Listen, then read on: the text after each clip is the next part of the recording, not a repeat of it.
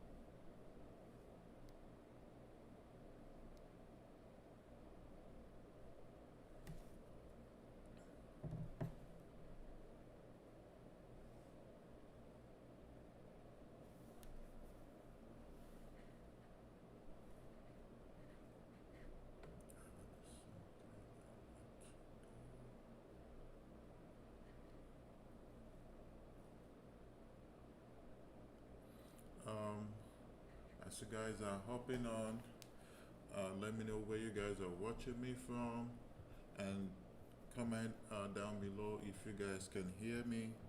Let me know if you guys can actually hear me. I really appreciate that.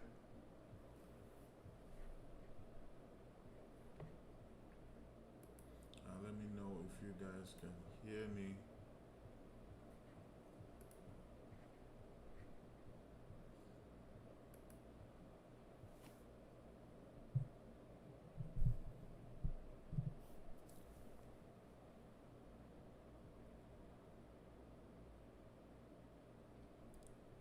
Can you guys hear me?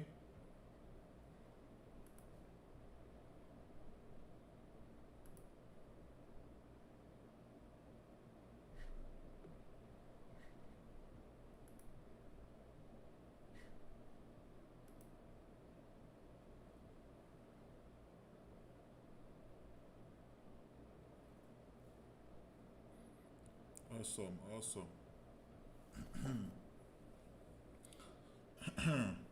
This is your steady right here on the 1 hour time frame. I'm gonna be getting in this for a buy when we have a break above this zone. That's what I'm looking at for USD JPY, and I can also see that looking at the awesome oscillator down here, it's above my zero line, so US 30 is definitely looking like a sell right now. All right, cool. How you doing, Ryan Jones? How you doing, Derwick? Where you guys watching me from? Uh, yeah. So US 30 right now at the moment, except otherwise, but right now at the moment, this is looking like a buy. So we'll see how that goes. NAS 100 is definitely also looking like a buy right here on the 1 hour time frame. If we do break above this resistance zone right here, it's looking like a buy. Right now we're still ranging. If we go to the 4 hour time frame for NAS 100, we're still below the 200 EMA here, but we can still short this till probably this zone right here. So we'll see how that plays out. So in the 4 hour time frame, we're below the 200 EMA right now, but on the 1 hour time frame, we're right above the 200 EMA. So if we have a break and close above this resistance, we'll be looking to get into NAS 100 for a buy right here on the 1 hour time frame. Even if we go to the 15-minute time frame, we can see that we're still ranging over here. So that's what we're looking at.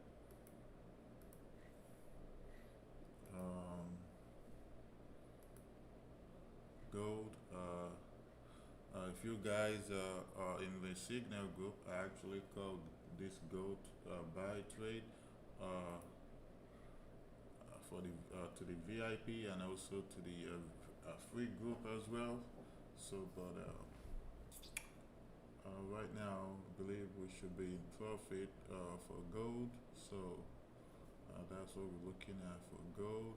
It's currently buying. So let's see USD CAD. USD CAD. I'm only gonna be looking at this. Oh, I'm blessed. I'm good. Mob's vlog says, "Do you trade with indicator majority time?"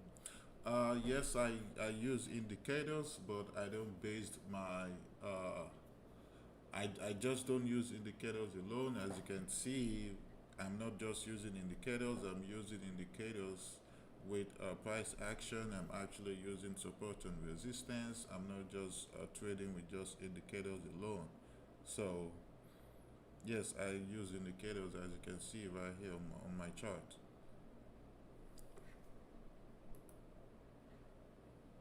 No, everybody trade differently. Everybody trade differently. There are traders out there. They don't use no indicators. They like the complicated route. That's the complicated route. Here for me, I like to keep it simple, so I use indicators and I combine it with price action. I use support and resistance, or if you want to call it supply and demand. So I combine that with indicators. That's how I trade. Now you can choose to to go the complicated route and just trade naked charts. Don't use no indicators. Just it all depends on you. You just got to figure out what kind of trader you want to be. That's it.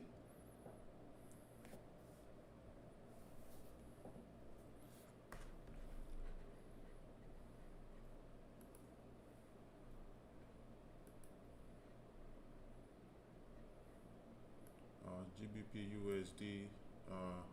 That's also looking like a buy. You know, we have a obviously we have a resistance because of this zone over here that needs to break, and we also have over here as well. So if we should break above this zone, our next take profit absolutely has to be this zone over here uh, because of this wick on the left hand side. So this has to be our first take profit because of this wick over here. You guys see this wick here because this wick here is telling us that at some point market got to this zone over here, market got to that level before it actually pulled back and closed above this resistance here. So if we should have a break above this zone, next take profit has to be right here.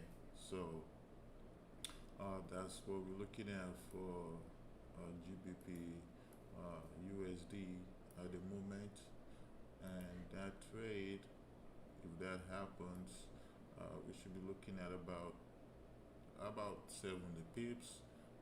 So we'll see how that goes.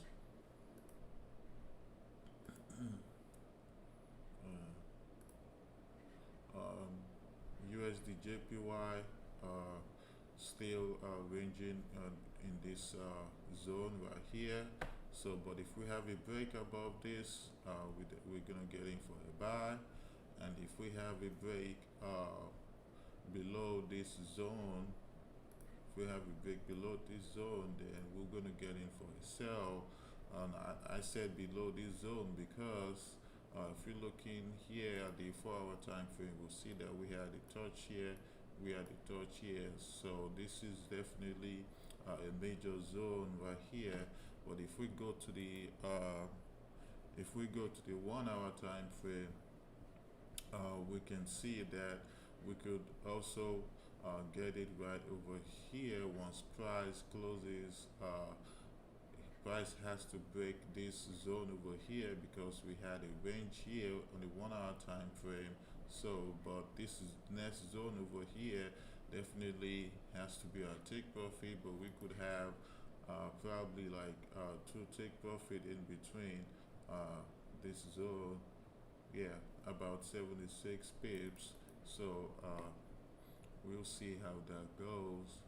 But looking here on the 1-hour time frame, we have a zone here that needs to be broken if we're gonna have an early entry. This zone here needs to be broken before we can even get in a sell here. So we'll have a early entry here, and we'll be looking at about 60 pips. So that's that for USD JPY. If that happens, if it doesn't continue its bullish trend, so we'll see how that goes as well. Hi Vinit Wali. Hi Yusuf. Let me know where you guys are watching me from. So we'll see how that goes for that. As for USD JPY,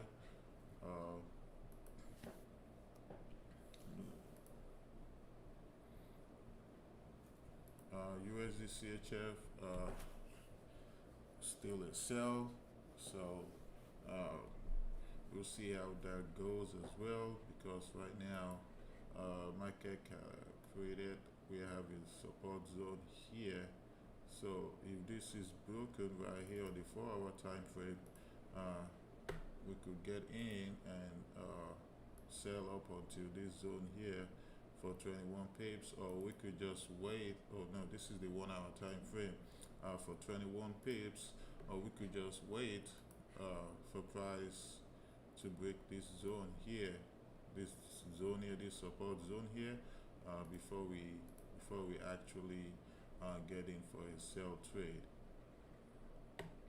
But if we get in once price break this, we'll just be looking at, like I said, about 22 pips. So we'll see how that goes. Price is just ranging right now, because if we go to the 15-minute time frame, you guys will see the zone that I just marked. This is it right here. We can see that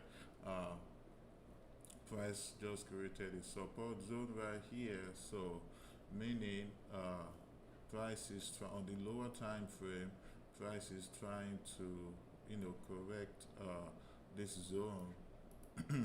So as you guys can see, price is just trying to correct this zone right here, because now we're on the lower time frame. So meaning if price should break this, if we're scalping, then this will just be a quick trail, like 20 pips cap if it breaks this zone. So that's it for USD CHF. It's currently on a downtrend. We're just waiting for the perfect time to get in.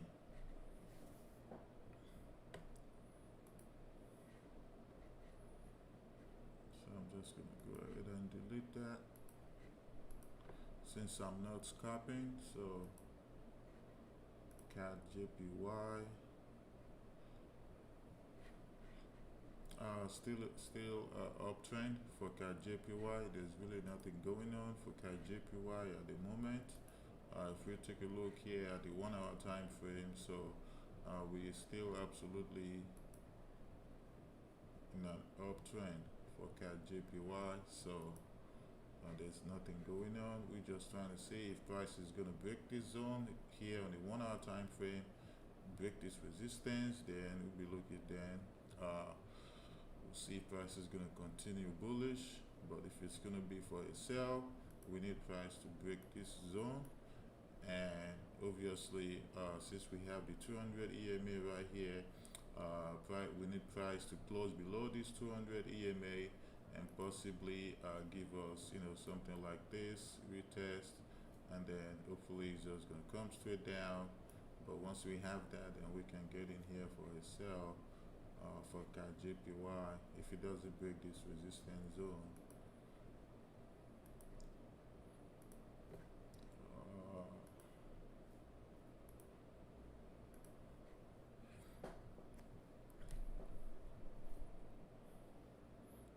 Okay, from India, welcome. From Mizanzi, Mizanzi. Is that South Africa? Is that South Africa? Also, if you guys took the gold signal, let me know in the comment section.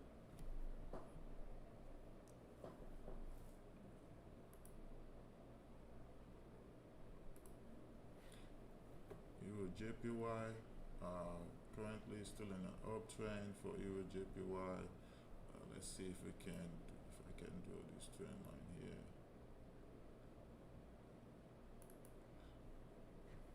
Go to the higher time frame.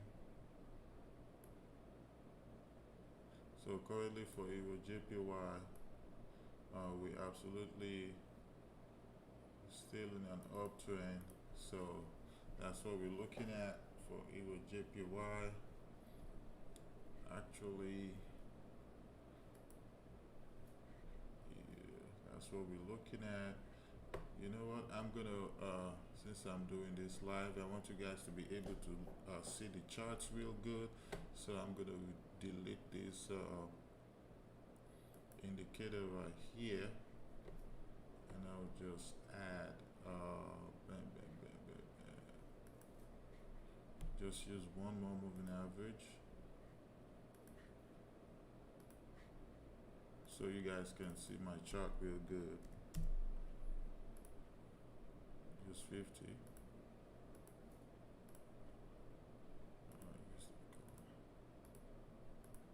Alright, so now you guys can see my chart real good. Alright, so as I was saying, for Euro JPY, we're still in an uptrend. At this point, we're only looking for buys. We're not looking for sales at all. It just doesn't make no sense to be looking for sales right now. So we're only looking for buys. And for that to happen, we need price to break. Looking at the 1 hour time frame right now, we need price to break this zone right here. And for a sell, we absolutely need price to break this zone. To break this zone over here for sales. So that's what we're looking at. But for now, there's nothing we can do. We just gotta wait to see what's gonna happen. Oh, alright, cool. Euro NZD, this has been a pain. This right here has been a pain for me, but right now for Euro NZD, I'm only going to be looking at it for a buy. That's even if I'm going to trade it at all, but we'll see how it goes. And the 4 hour right here, look at this zone right here, ranging. It was just ranging right here. Then we had the break over here, this candle, but then it got to this zone, rejected, pulled back.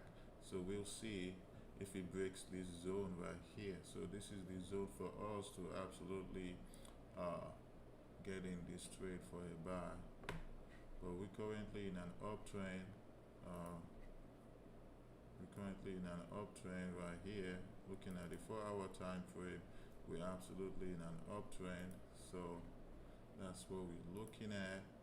On the 1 hour, it looks very, very choppy. It looks very, very messy for Euro NZD. But looking at the 1 hour time frame right now, if this candle 1 hour candle actually closes above this zone right here, our price could possibly get to this zone because of this wick right here. So price could possibly get to this zone and reject. So that's one of the reasons why I'm not even going to get into NZD for a buy yet until we have a break. Until we have a break above this zone, because we have this wick right here. So that's why I'm waiting. But it's currently on buy, because you guys can see this trend line. Now this is how a trend line needs to look. The trend line already confirms that we're in an uptrend, because we have point A, point B, and we have point C. So this is definitely a confirmed trend, but I don't like using trend lines. But looking at what's going on right now on the chart, we have the point A, point B, point C based on this trend line right here, and the same thing on the 4 hour time frame. So we're just going to see if price is going to reject this zone that I just marked on the 1 hour time frame. We'll see what happens. But if we go to the 15-minute time frame, this is that zone over here. You can see clearly on the 15-minute time frame. If you're scalping this now, we have a break above that zone on the 15-minute time frame. So this 15-minute candle, if it breaks above this high, then if you want to scalp this, you can scalp this up until this zone. So this is Euro NZD. If you want to scalp it, see what we gotta see what this 15-minute red candle is gonna do. If it close above this bullish engulfing candle, then you can get in for a buy and just trail it up until this zone right over here, this zone.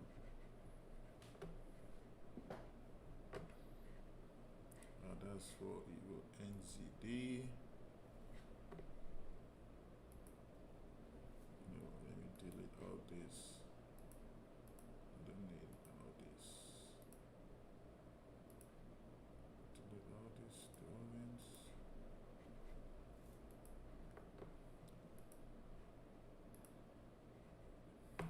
EuroCAD. If you ask me, I think EuroCAD, this should be a buy. But in Forex, you never know. You never know what's going to happen, because looking at the 1 hour time frame right now, there's no reason why I don't think this should sell, but we'll see how this goes.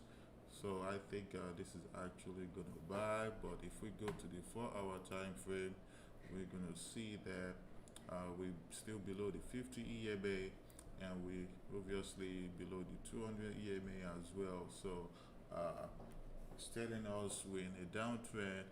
But what we're going to do is, if price, I believe I said this on my Forex analysis that I uploaded on YouTube, that if we have a break above this zone right here, we're going to short this.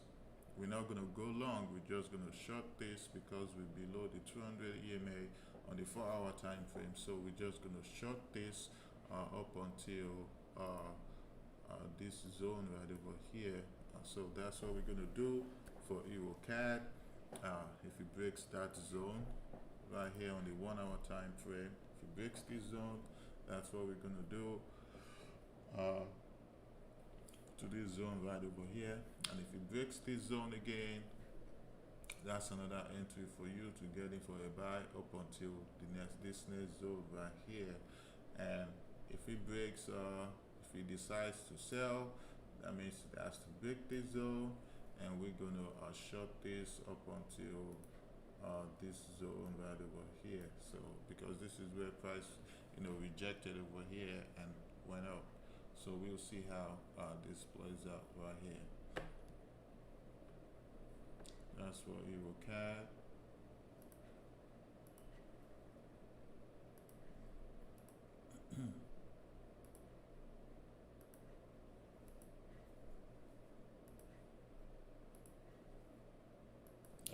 What pairs are you guys looking at? What pairs are you guys looking at? You guys have any pairs you're looking at?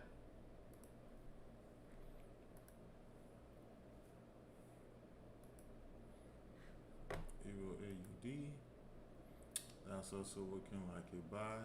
I strongly believe this should definitely be a buy, especially if we have a break above this zone here, because we can see that we have this rejection over here, and we also have it over here. So now if price should break this, then we can start talking about getting in this Euro AUD for a buy. So that's what I'm looking at. I'm not even looking at sales for Euro AUD right now at all. I'm not even looking for sales. I'm strongly looking for buys. I have no reason to be looking for sales at the moment, but we'll see how it plays out. That's for Euro AUD. What else? Euro GBP.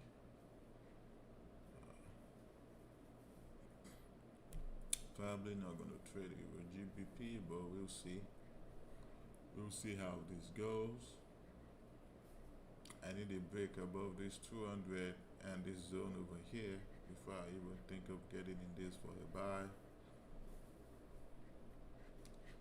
If we go to the 4-hour time frame, if we have a break below this zone on the 4-hour time frame, then we can sell.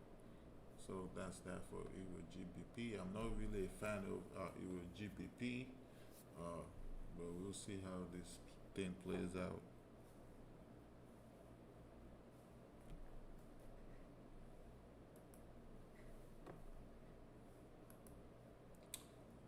GBP AUD. I don't even like trading this. I don't know why I have it on my chart. Guess I must have just been looking at it. I'm gonna cancel that. GBP JPY, this is absolutely one of my favorite pairs, especially when it comes to GBP, JPY, and GBP USD. Those are my two wives. I'm married to both of them, so I'm only looking for buys for GBP JPY. That's what I'm looking at, but right here on the 4-hour time frame, I need a break above this zone over here. Then we can start talking about getting in this for a buy. But at the moment, we're currently ranging. So hopefully, we're gonna see some movement here before New York session. So that's what I'm looking at for GBP JPY.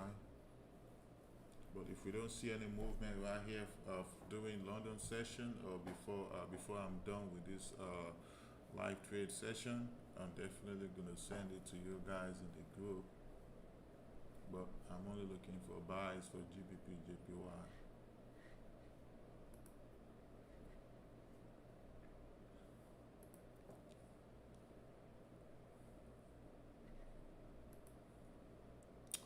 GBP CAD.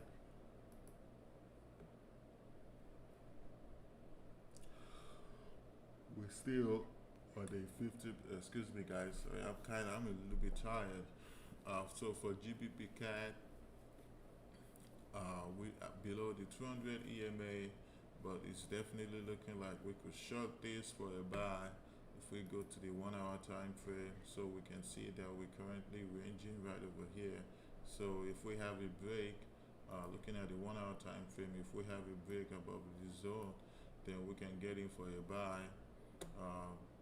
Simply up until this zone right over here. So that's what we're looking at for GBP CAD. Let's see what this is going to look like. Altogether about 138 pips. Hopefully price is going to get all the way up here. So that's what we're looking at. But anyways, even if it doesn't get all the way up here, you guys already know how I trade. Once we get to the first take profit, which is going to be somewhere right over here, that's what I'm going to do.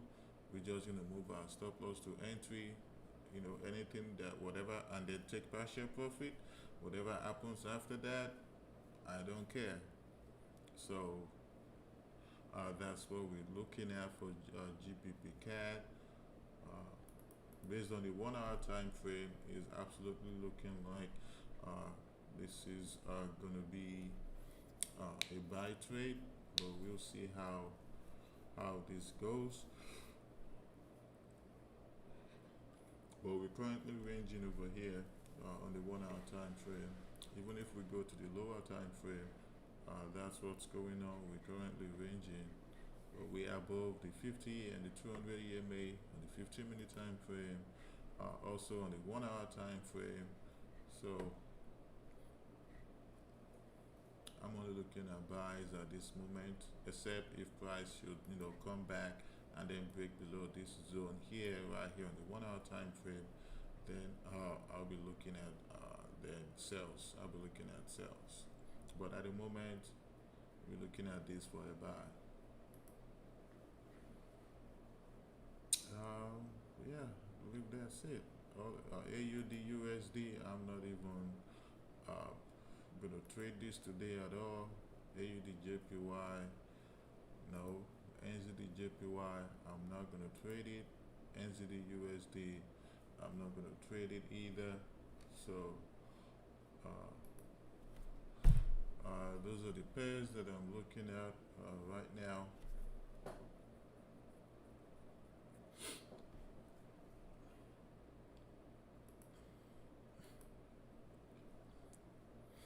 Oh, I'm also gonna be I'm gonna have a separate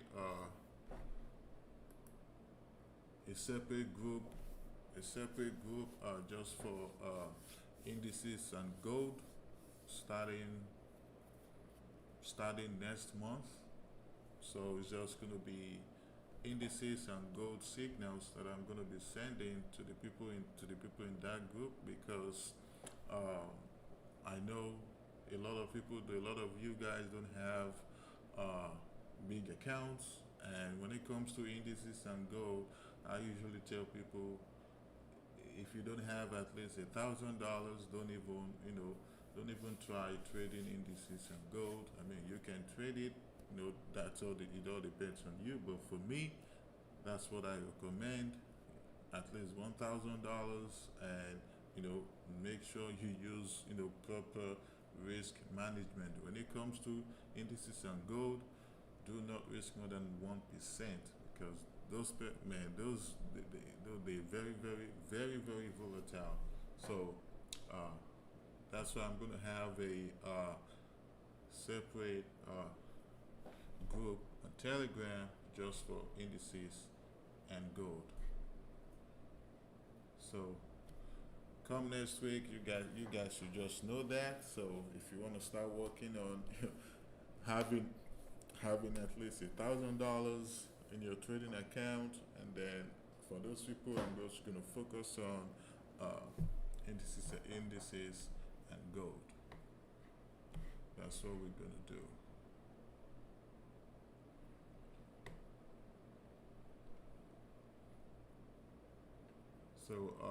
So tomorrow what I'm going to do is I'm going to send a message. I'm going to send a message to the group, so that the people that definitely has at least $1,000, or will have at least $1,000 come next month, you guys should just let me know, and I'll add you guys to that group, and then we'll start that next month.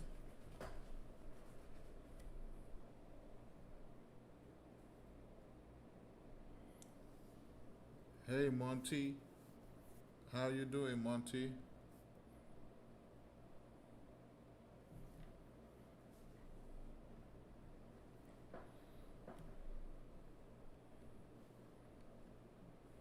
So this is US 30.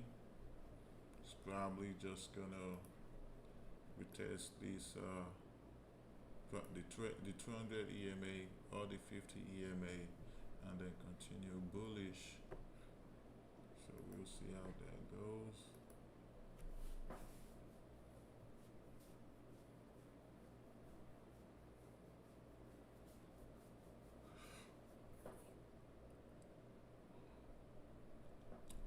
Anyways, US 30 and that's 100. I'm only looking at them for a buy.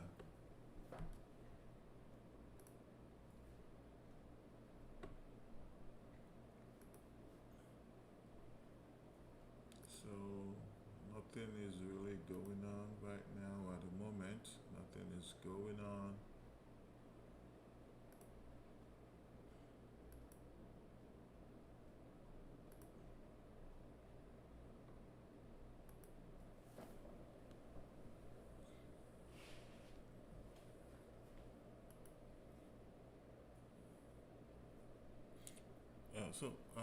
Let me know in the comment section as well.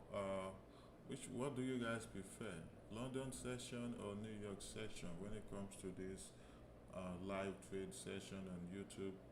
Do you guys prefer London session or New York session?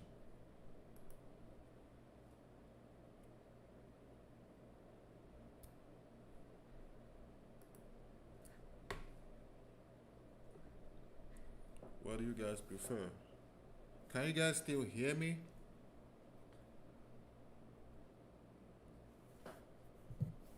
Because Monty just said I should talk. Can you guys still hear me?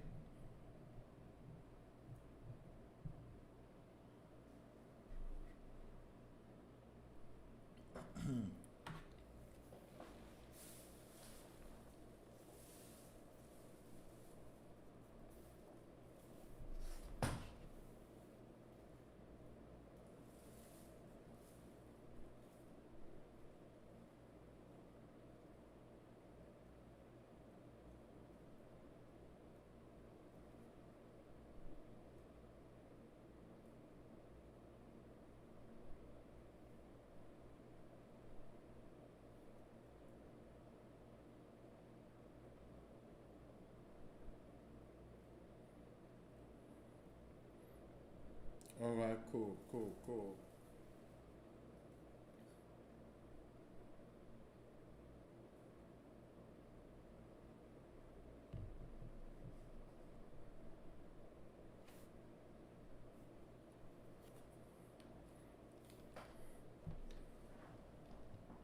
Hey Jacob, how you doing?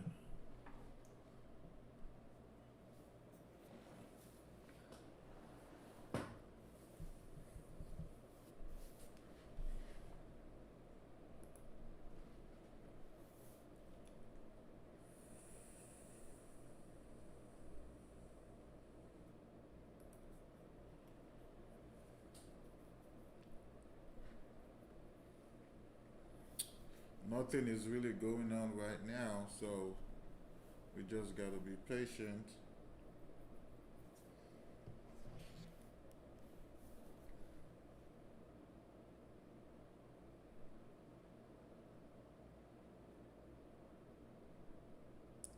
Huh.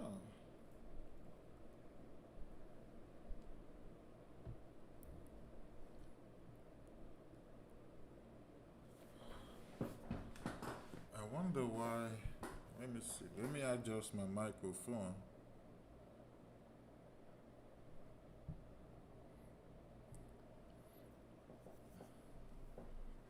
What about now? You guys should be able to hear me perfect now.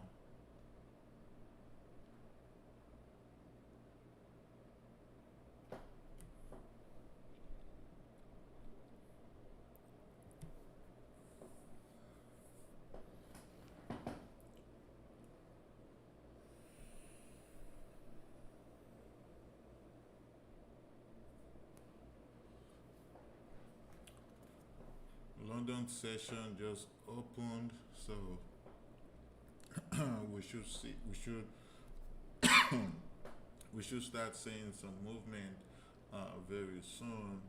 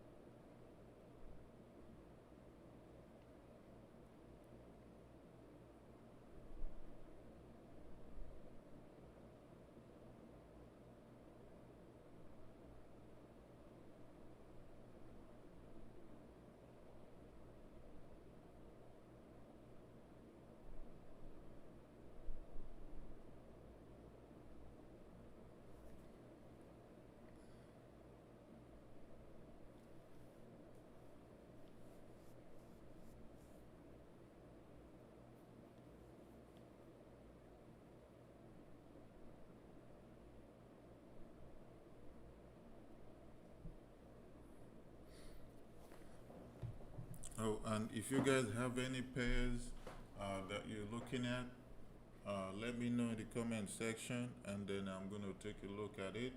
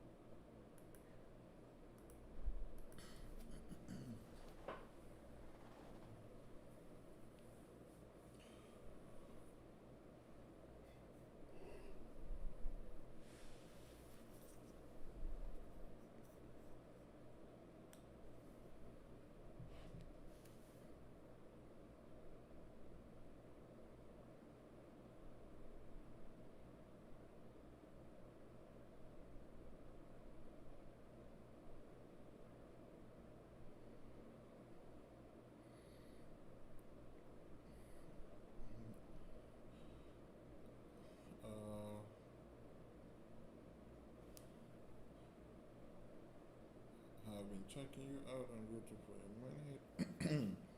How long have you been trading? Derry Brown Jr. to answer your question. I've been trading Forex for 4 years now.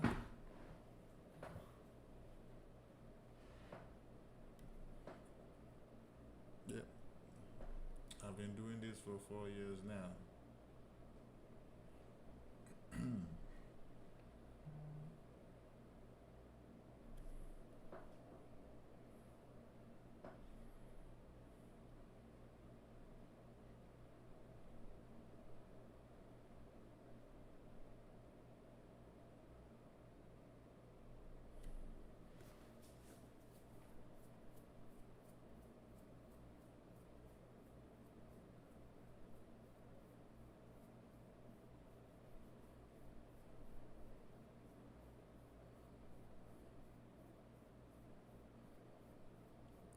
I hope that answered your question, Derry Brown Jr.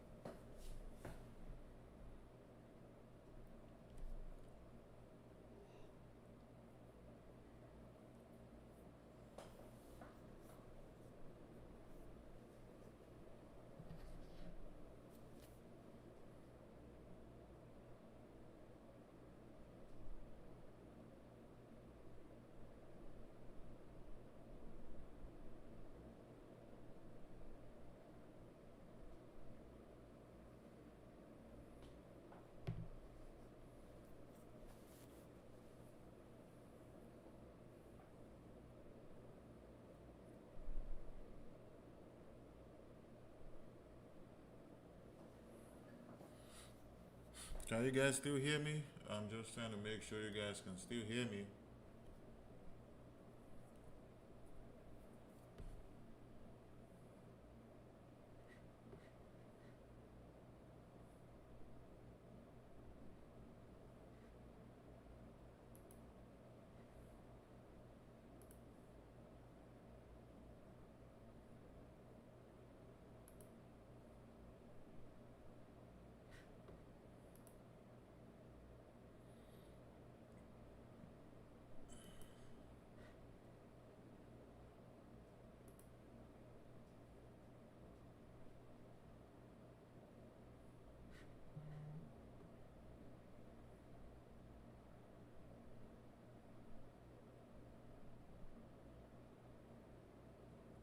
Oh wow.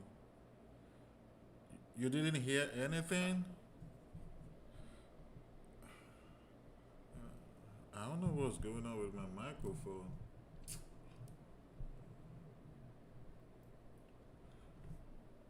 Well, I said I've been doing this for 4 years now. I've been trading Forex for 4 years now. I hope you can hear me now.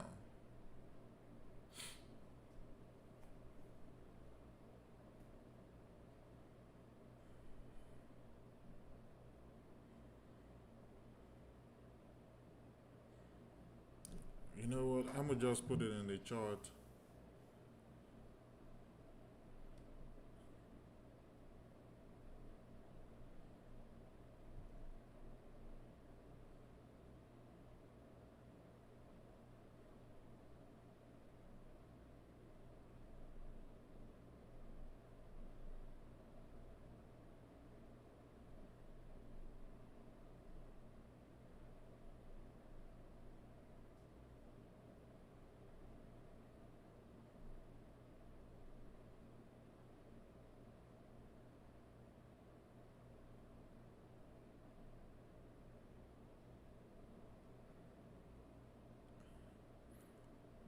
Okay. All right.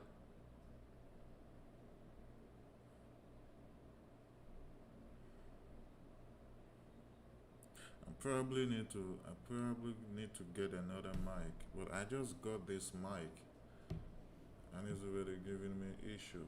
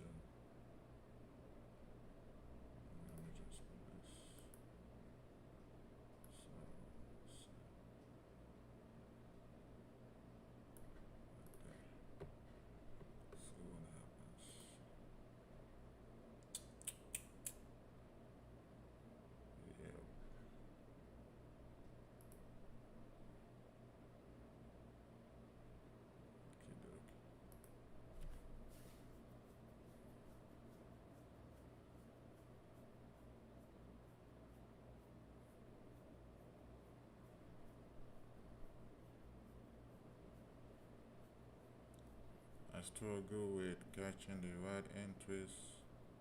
That was on my end. I didn't have my speaker turned up. Oh, okay. Once you understand supply and demand, or support and resistance, whatever you want to call it, you understand and you know how to find your zones, you won't have any troubles with finding your entries. It's that simple.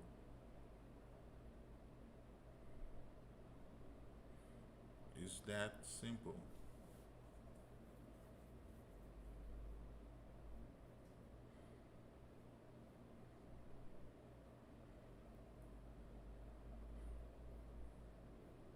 When you're trying to get in for a buy trade, you need to make sure price closes above your resistance, and you wait for a pullback back to that resistance zone. Sometimes you get the pullback and sometimes you don't, and that's for a buy. For a support, for a sell, you wait for price to close below your support zone.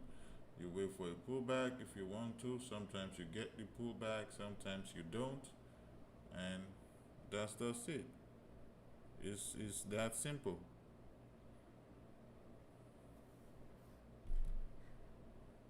For example, looking at uh, looking at this USD CAD right now, if I want to get in this for a sell, because that's what it's looking like right now at the moment, I'm only looking for sales for USD CAD. I could get in right here because I have this support zone right over here.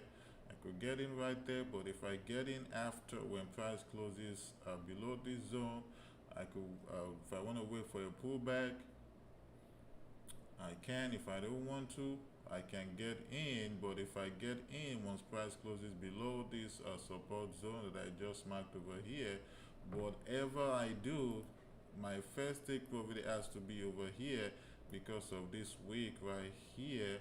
Because this week tells me at one point price got to this zone, to this level right over here. So I have to have my TP over there. And if price eventually breaks this zone, now, once price gets to this zone right over here, there's every possibility that price is going to pull back once it gets to this zone because of this wick right over here. So price could pull back from this zone. So if you're waiting for price to break below this zone, so if price pulls back above this zone and then breaks it again, then you know you can absolutely get in this USD CAD for a sell, looking at the 1 hour time frame over here. So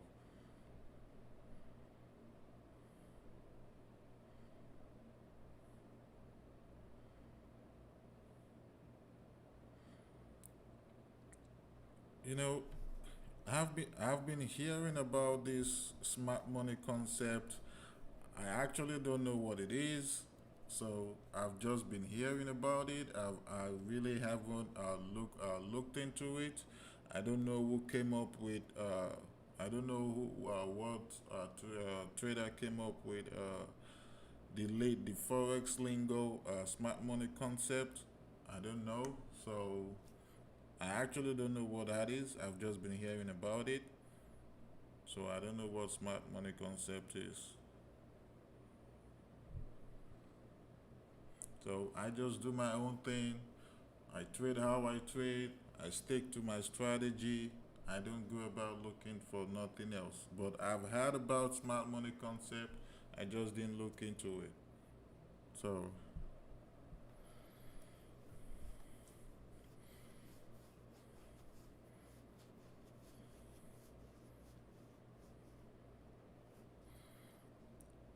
I mean that's good if you caught a quick TP on us 100.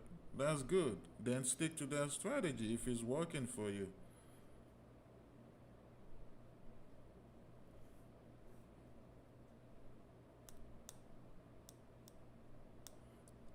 Oh, ICT came up with this with smart money concept. Oh, okay, that's good. Do you trade? No, I don't.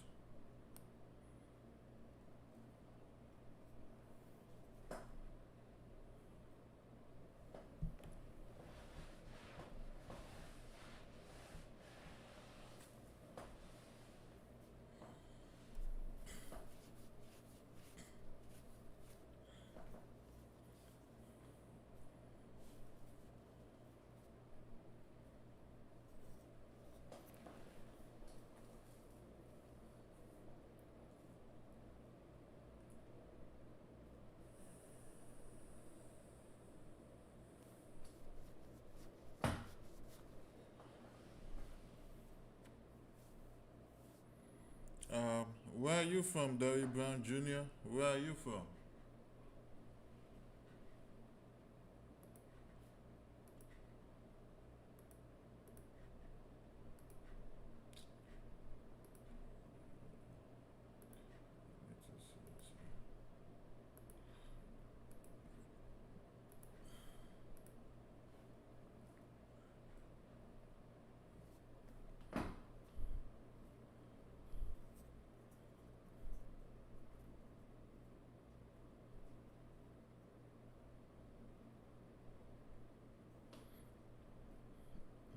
How many pips do I go for on a normal trading day?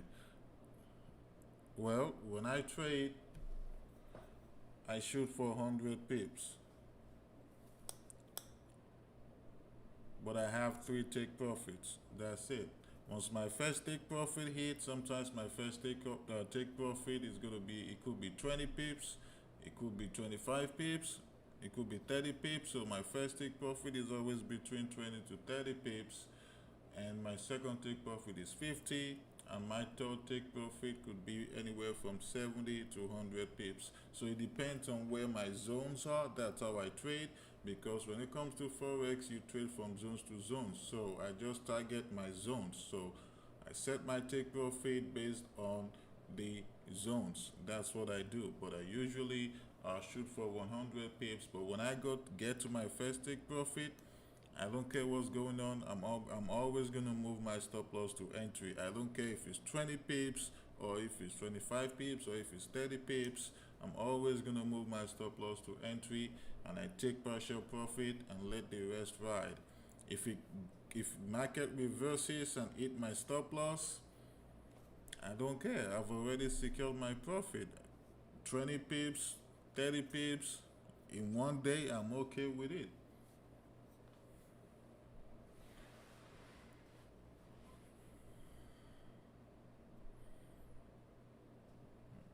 Okay, you from Georgia?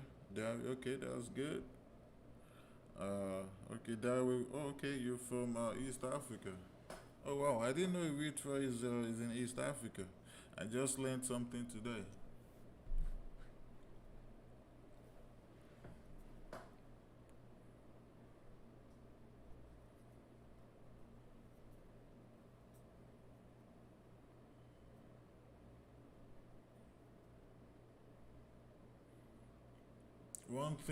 One thing you guys don't know, that when it comes to Forex and pips, look, I'm gonna tell you guys this, especially to you beginners. 20 to 50 pips a day could change your life in the long run. 20 to 50 pips a day can change your life in the long run. Don't be greedy and try to catch, 100 pips, 50 pips, 200 pips in one day.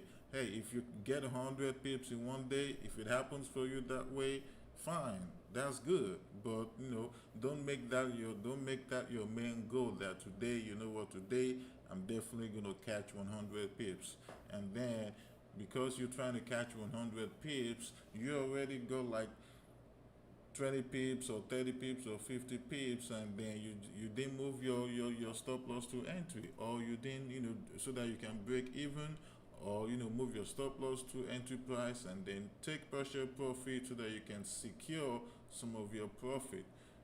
What happens if price reverses and then just take you out, hit your stop loss? Then you'll be looking stupid. That's nobody's fault. That's gonna be your fault. That's gonna be your fault. So, uh, 20 to 50 pips a day in the long run when it comes to Forex could change your life. It could change your life.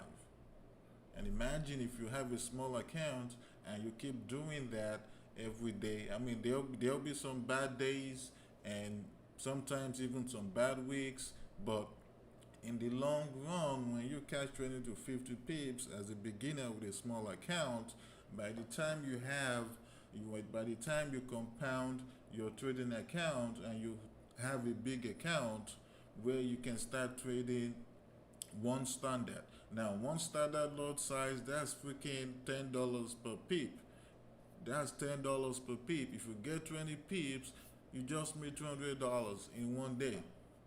If you decide to stack those trade, if you decide to stack it up, maybe 5 times. So let's say you just you twin trade that pair, and you got 20 pips each. You just made $400 in one day.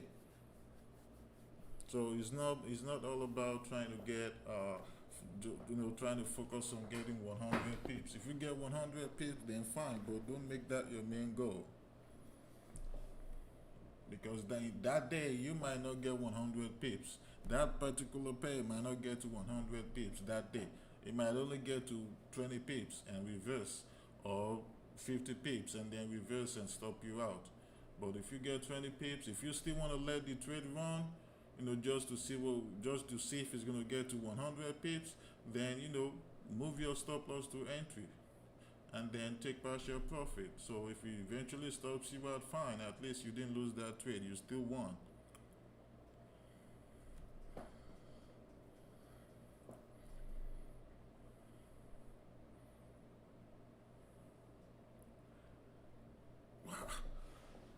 I don't know what's going on with my mic.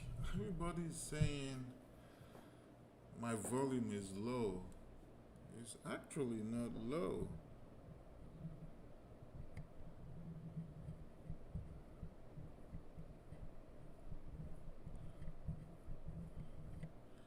All right, can you guys hear me real good now?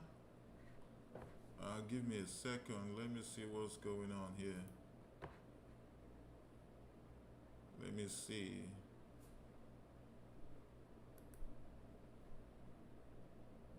Let me see. Let me see. Let me see. Let me see.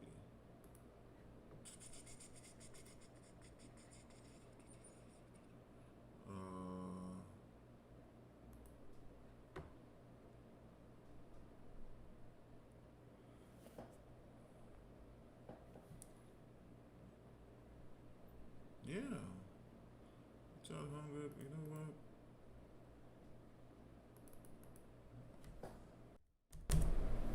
Okay. Let's see now.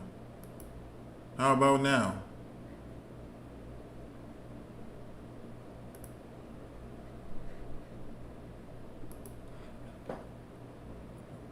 Yeah, it absolutely should be very, very loud now. It should be very, very loud.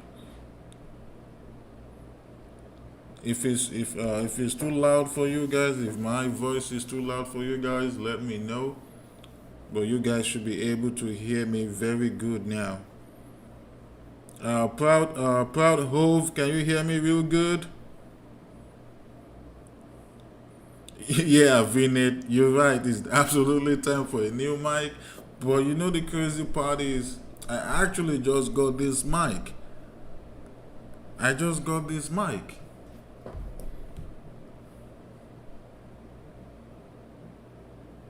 Cool, cool, cool. Yeah, I think it was my setting on OBS Studio. Yeah, because I'm using OBS Studio for this streaming. I'm actually live streaming. I'm not really live on YouTube. Cool.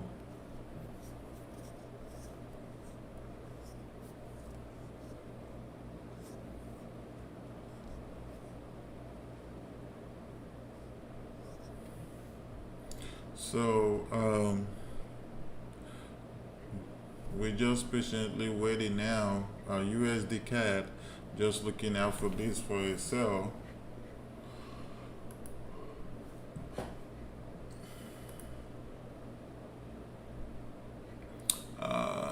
Gold is actually ranging now.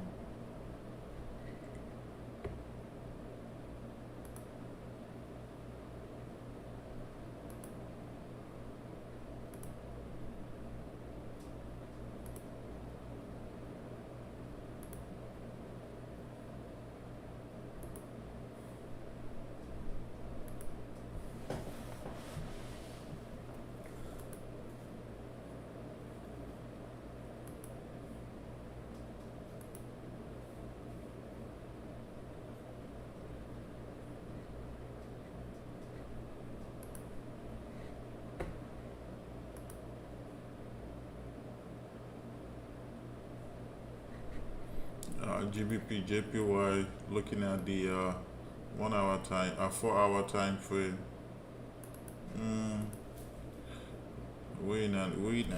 This is an uptrend. That's what we're looking at right now for GBP JPY.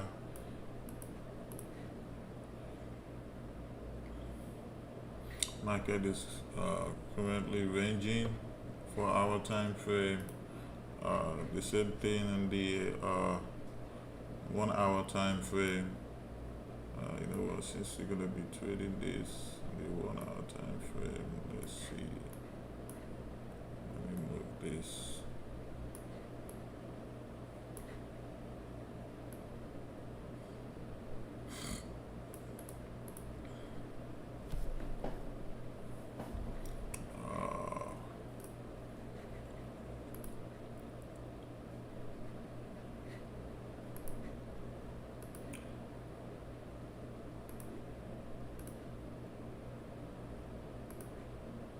Nothing is going on right now at the moment.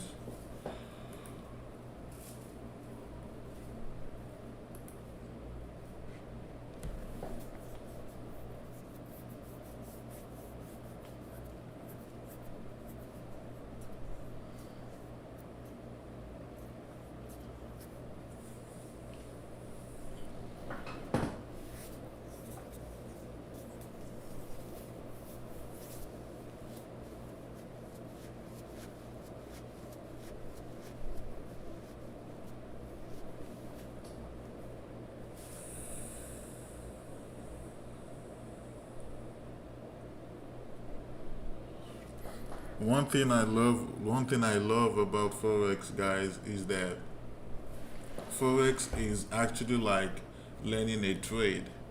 For example, let's say you decided to learn how to learn a trade, learn how to work on cars. In my country, we call it mechanic. So I'm from Nigeria, if you guys don't know, but I live in the United States. I've been living here for 7 years now. Now, as I was saying, so let's say you decided you want to go learn a trade. For example, in this case, you want to become a mechanic. You want to learn how to work on cars.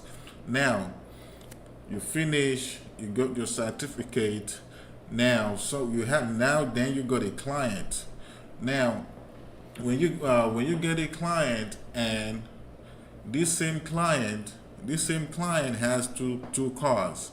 He came to you with one of his cars, and then he went to person B. Now you person A, so your client has two cars. He took one car, he brought one car to you, and he took the other car to person B.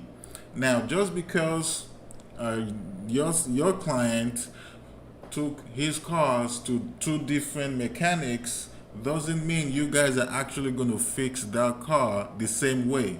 Now, person B is definitely going to fix that car in a way that you don't even know about, that you've not even seen, or you've not even tried. But that doesn't mean you as person A doesn't know how to work on cars.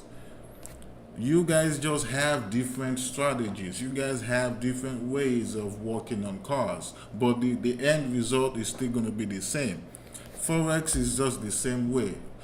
Every trader trade differently. We all have different strategies that we use, but the end result is always going to be the same, and that's going to be winning trades and staying consistent. Obviously, we all gonna have losing days, losing week. Who knows? Sometimes we even be on a losing streak. So, that's one of the things I love about Forex. As a trader, we all have different strategies. Now, as a beginner, your goal is to go out there, put in the work, put in the effort. Learn as much as you can. Even me. So I don't care if somebody out there is the best Forex trader in the world. That person is still a student of the market. We all still learning as a Forex trader. So we all have different strategies. Your goal is to just Figure out what strategy is what that is working out for you, then stick to that strategy. That's the way to become successful in this industry.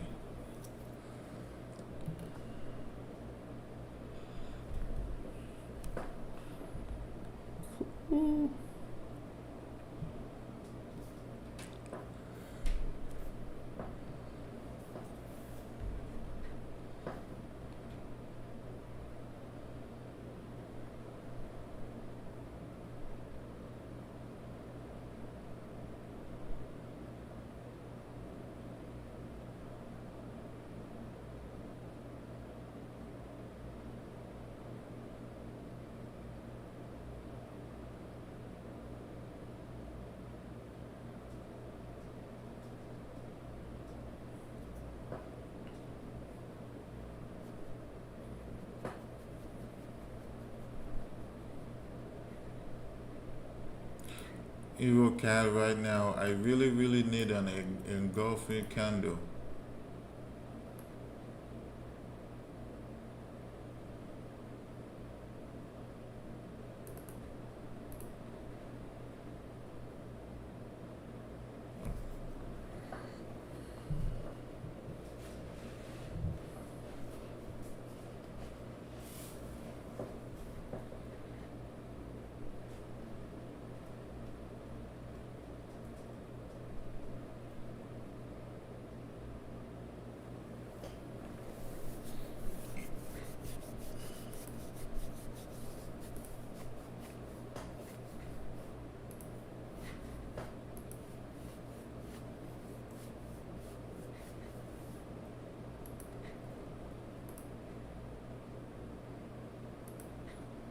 Um, Based on what I'm looking at right now, I believe during this live session, the trades we're going to be able to take is probably going to be Euro AUD for a buy, and but it's going to be on the 1 hour time frame, and uh,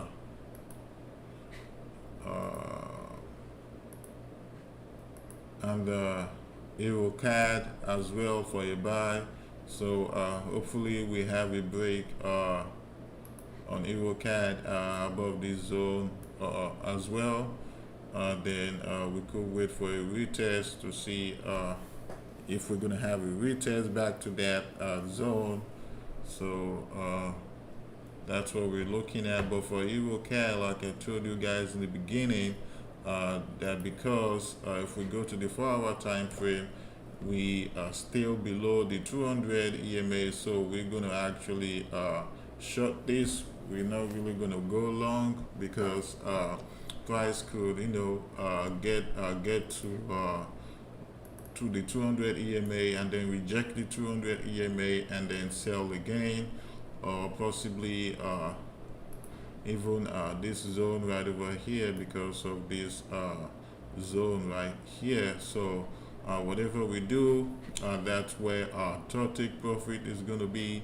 Let me see what how many pips that's even going to be.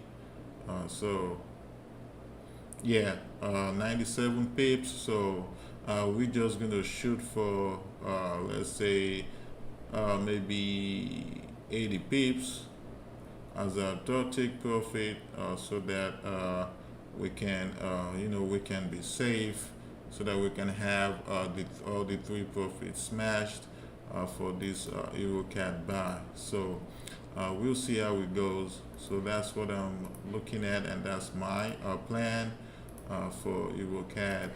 So hopefully we have a break above this zone in the next hour or two. So we'll see.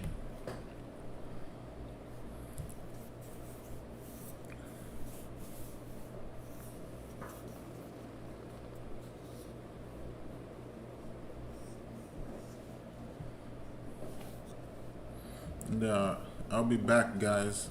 I have to go do something real quick. I'll be back in the next 5 to 10 minutes.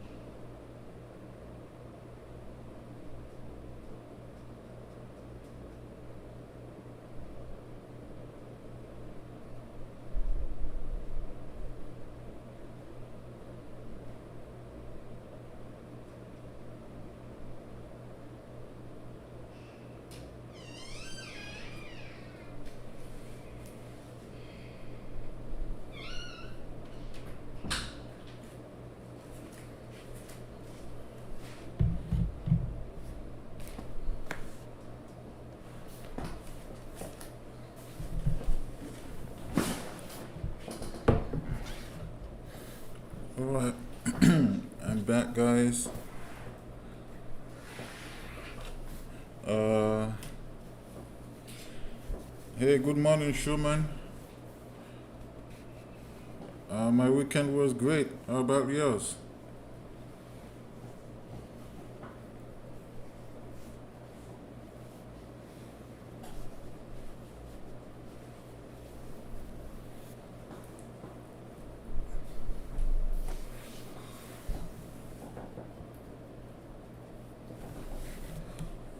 Okay.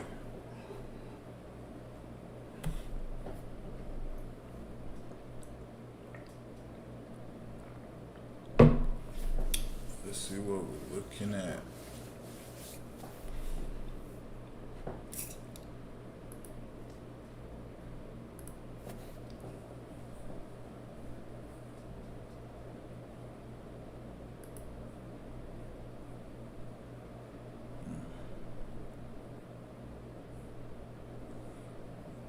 Mm, well, last 100 and US 30. Well, if price doesn't break this, if price should break above this, looking at US 30 right now, then we're gonna get in this for a buy for US 30. But if that happens, please, if you do not have more than, if you do not have at least $1,000 in your trading account, do not get in this trade if this happens. If you have less than $1,000 and you get in this trade for US 30, that's your decision. But I recommend having at least $1,000 when it comes to trading indices, including gold. So that's just my recommendation. But if you have less than $1,000, if you get in, hey, that's your decision. Then that's on you. The same thing for NAS 100. If we have a break above this zone, so we're gonna get in this for a buy as well.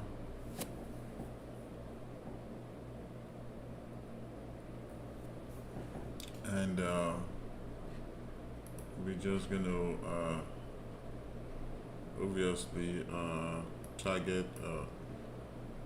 We're just gonna obviously target this zone.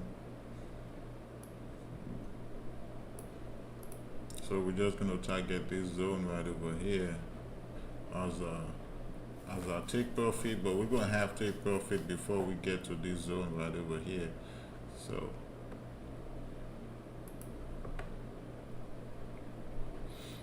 but based on what I'm looking at the 4-hour time frame for NAS 100, simply because we're actually below the 200 EMA over here, we might see some rejections once price get to the 200 EMA over here.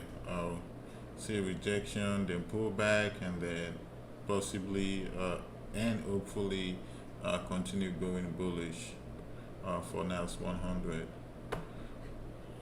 Let me see how many pips that's even going to be before we get to that zone.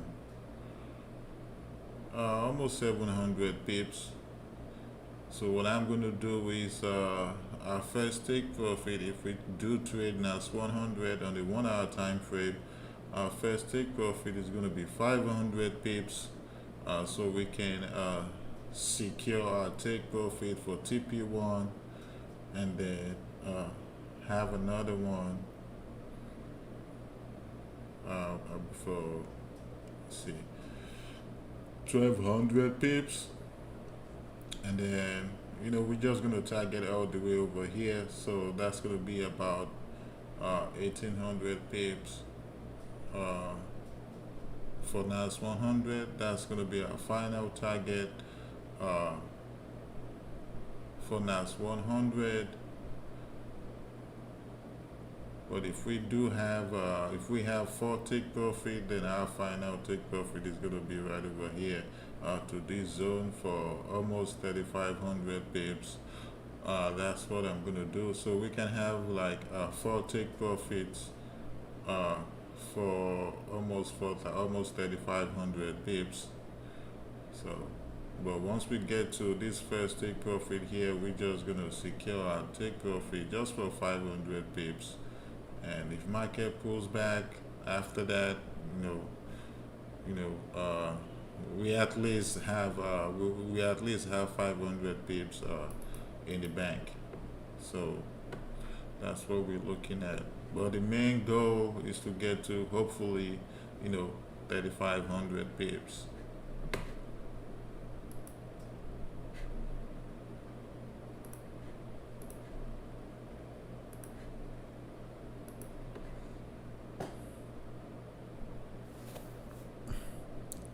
You're welcome, Schumann.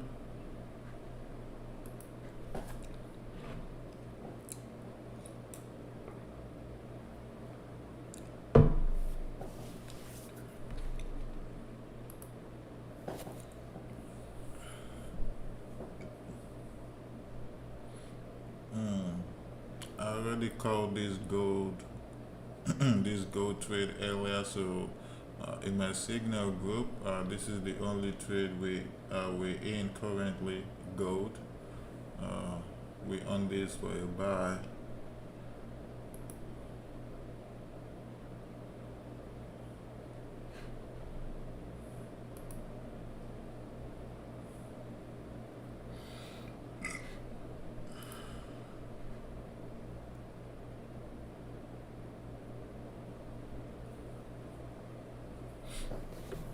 Euro USD, we just need a break above this zone.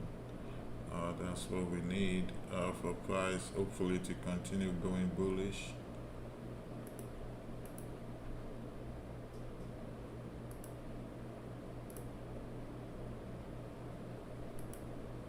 Oh.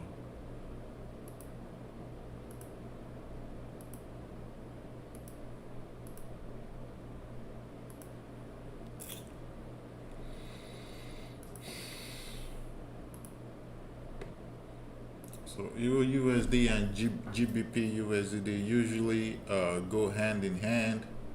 Uh, hopefully that's what we're gonna see uh, for GBP USD as well. So we're just gonna wait for price to break this zone, and we're gonna have a take profit over here. So uh, we're gonna see how that goes.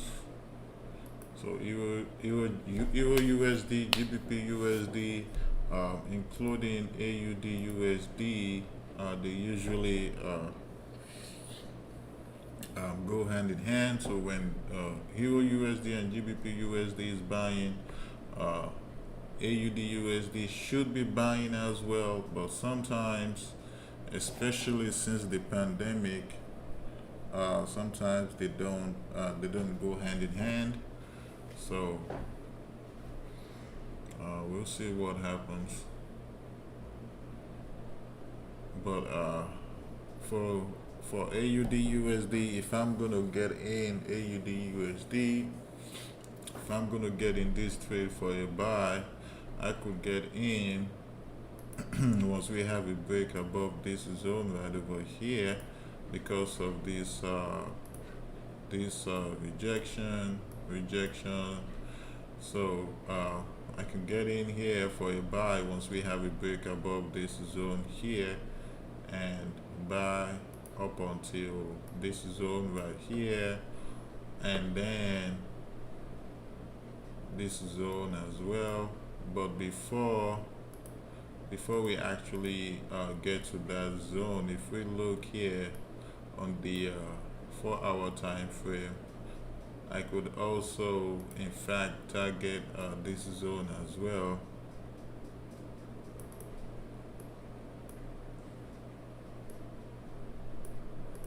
I could also target that zone right there as well, before we get to this zone up here.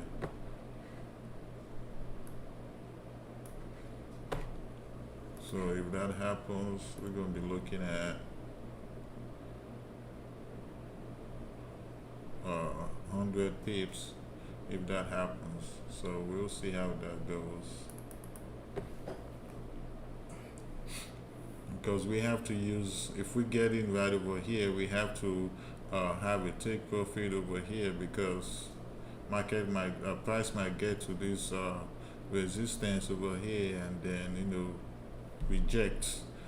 You never know, and it might just shoot straight through, or just get to that zone, hit our first take profit, pull back, and then continue going bullish. So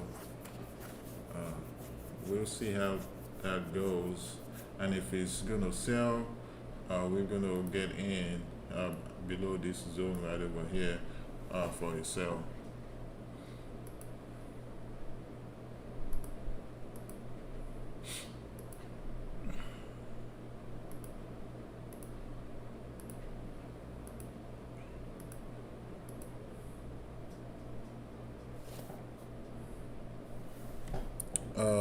How about GBP NZD?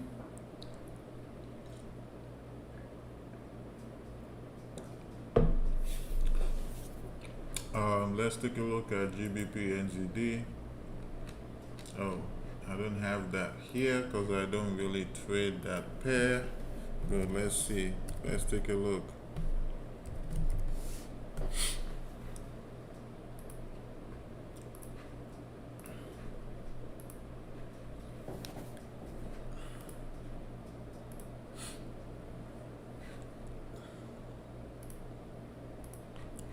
Okay. Well, we see a resistance over here.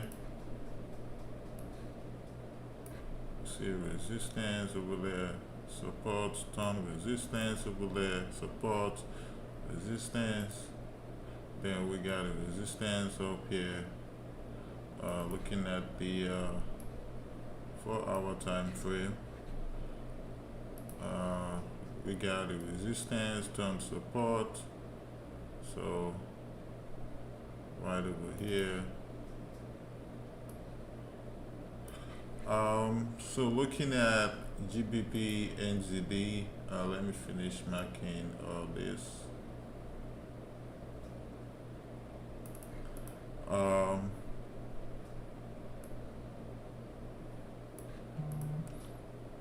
Looking at GBP NZD, we're currently bullish. So, but for us to confirm our entry, we need a break above this zone.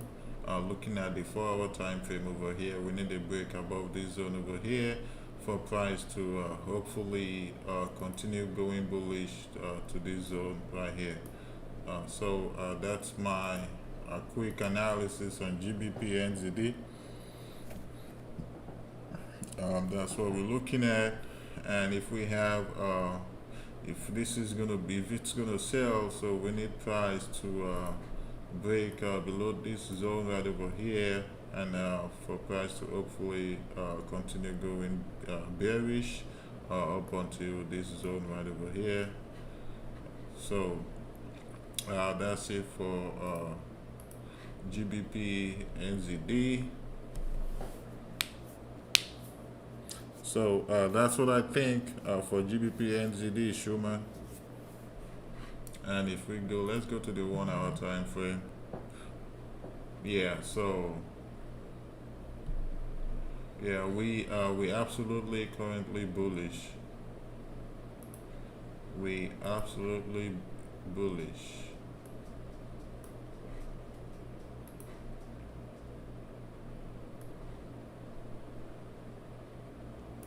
This is not a complete trend line that I just drawn right now. I just have it on there just to show you guys that we did have a rejection over here. Now, because looking at the 1-hour time frame, this trend line, we only have point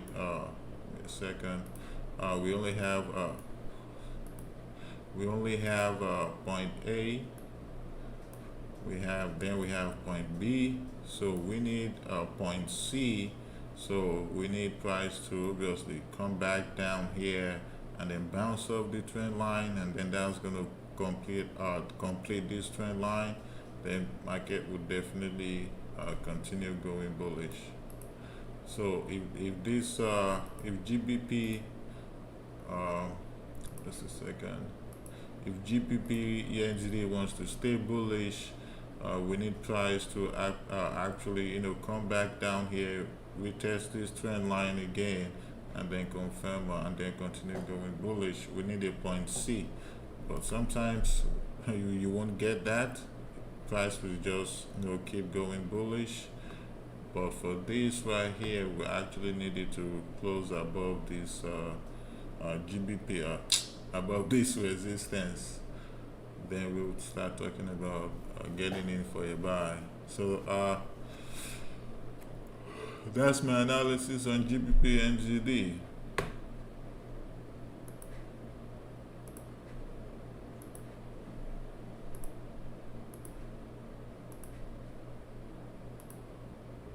I don't trade it because I don't like how it moves. So when it comes to GBP pairs, I only prefer trading GBP JPY, GBP CAD, and GBP USD. Those are the only three GBP pairs you guys will actually definitely see me trading.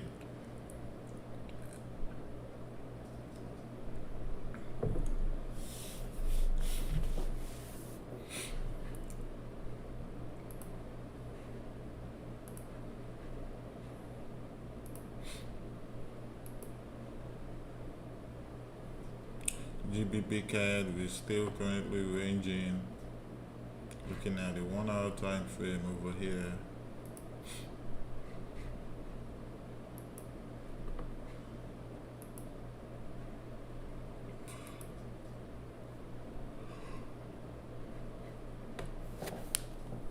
Euro CAD is still ranging as well. There's really nothing going on right now. You're welcome, Schumann. What about NZD JPY? Let's take a look. I believe I have that on here.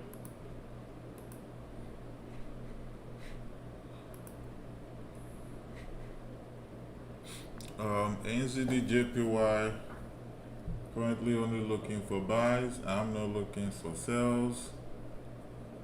Currently only looking for buys. Currently only looking for buys. If I'm going to sell this, because we're clearly still in an uptrend, this trend line on the 4 hour time frame, we got point A, point B, point C, D, E. So we can see that we have the touch on this trend line multiple times, and we're still in an uptrend. So I'm only currently looking for buys. For me to start looking for sells, looking at a 4 hour time frame, I absolutely need price to obviously break this trend line and then break this support zone right over here. Then we can start talking about looking for sell opportunities. So that's it for NZD JPY. Currently only looking for buys, even if we go to the 1 hour time frame. So that's what I'm looking at. I'm not even looking at selling at all. For me to start looking at selling, like I said, even on the 1 hour time frame, I needed to break this. And obviously for that to happen, it's definitely going to break my trend line as well. Then we can get in for a sell. But at the moment, we're currently only looking for buys, because even here at the 1 hour time frame, we can see that we already have a rejection at the 200 EMA. So I'm only looking for buys. If you're going to get in this, we need price to break above this zone. So that's it for NZD JPY, Schumann.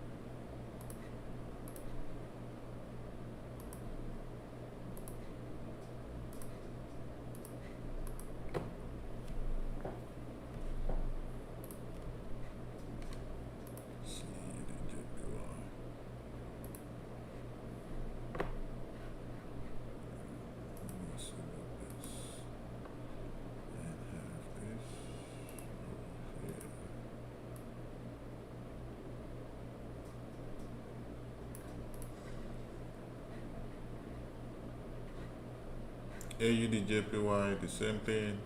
Only looking for buys. No point looking for sales right now.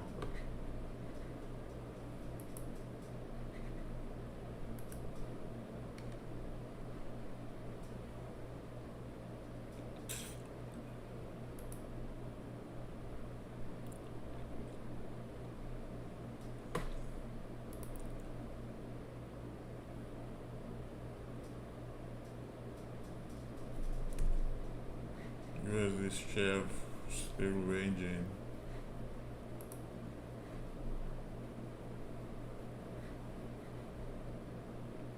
We're still ranging over here for USD chef. We're trying to make that bigger.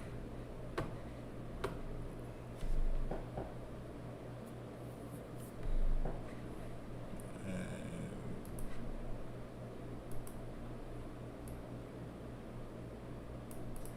so we're currently ranging for USD CHF. So if price breaks below this horizontal line that I just draw right now, then we possibly can get in USD CHF for a sell right here on the 1 hour time frame up until this zone. That's about 22 pips. Or we can wait until we have until we close below this support zone down here before we get in for a sell.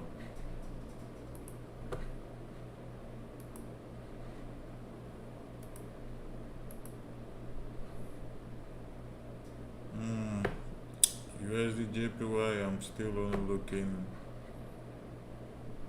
for buys. We already have a rejection at the 200 EMA, looking at the 1 hour time frame here. So market might just range and then eventually break this 200 EMA and break this zone over here, this because we had a resistance here that became support here, especially for this week over here.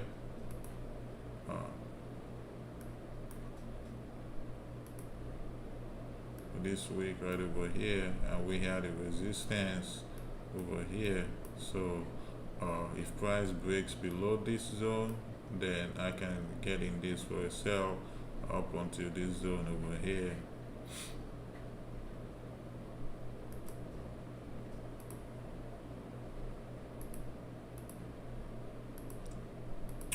That's for USD JPY.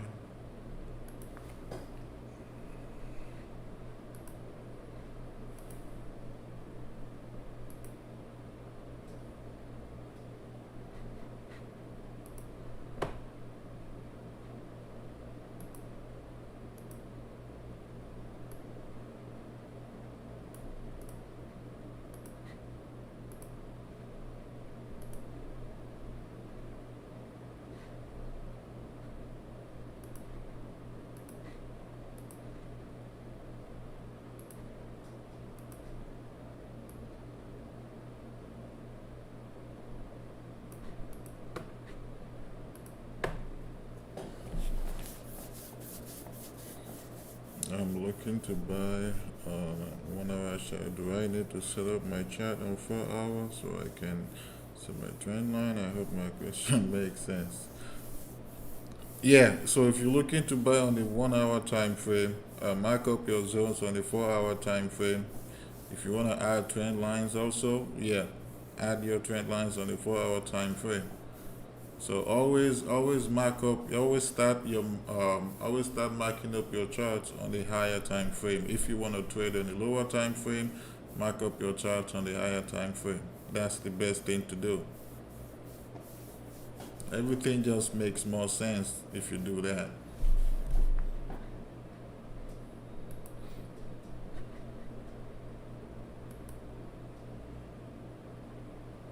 Because if you If you trade it on the lower time frame, especially if you're scalping,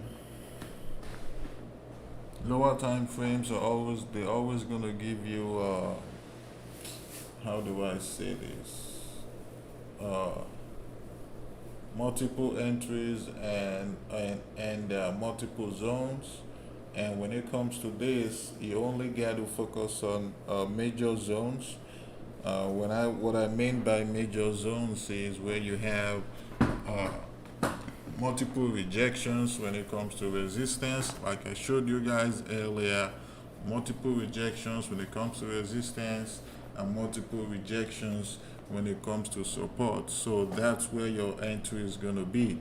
But if you're trying to do that on the lower time frame, you're going to have like zones all over the place. So you can't do it on lower time frames. Lower time frames are always going to give you a lot of minor zones.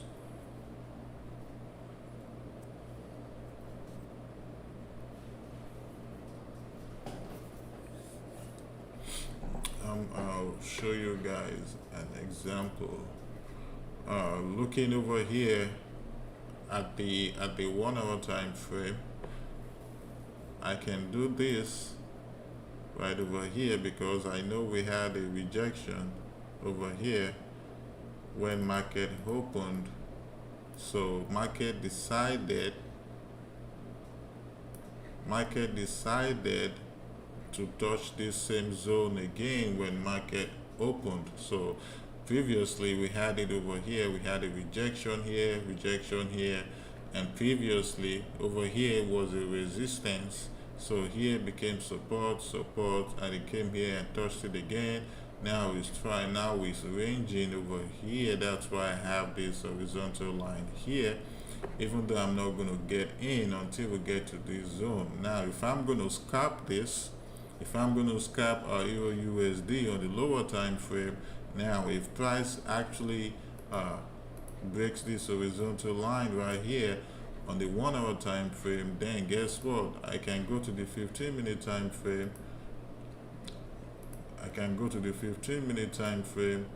And then get in on the 15-minute time frame and then just have my TP over here.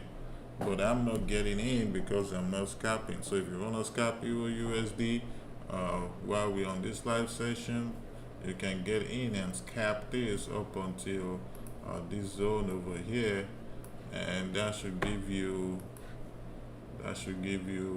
about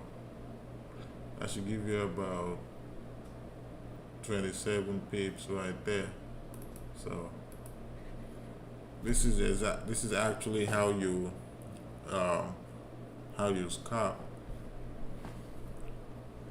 But since I'm not scalping, I'm gonna wait until we actually close above this resistance.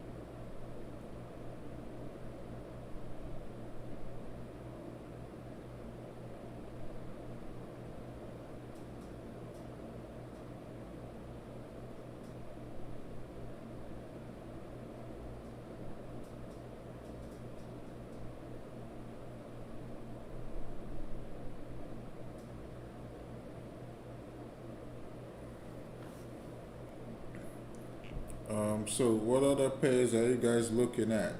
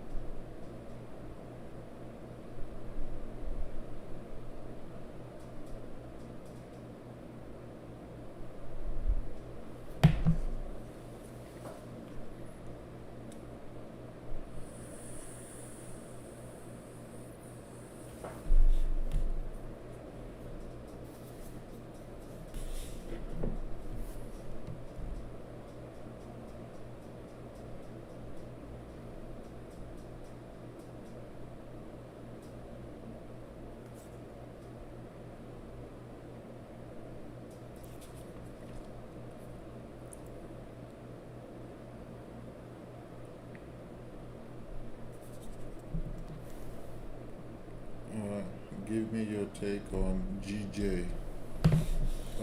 Let's take a look at GJ.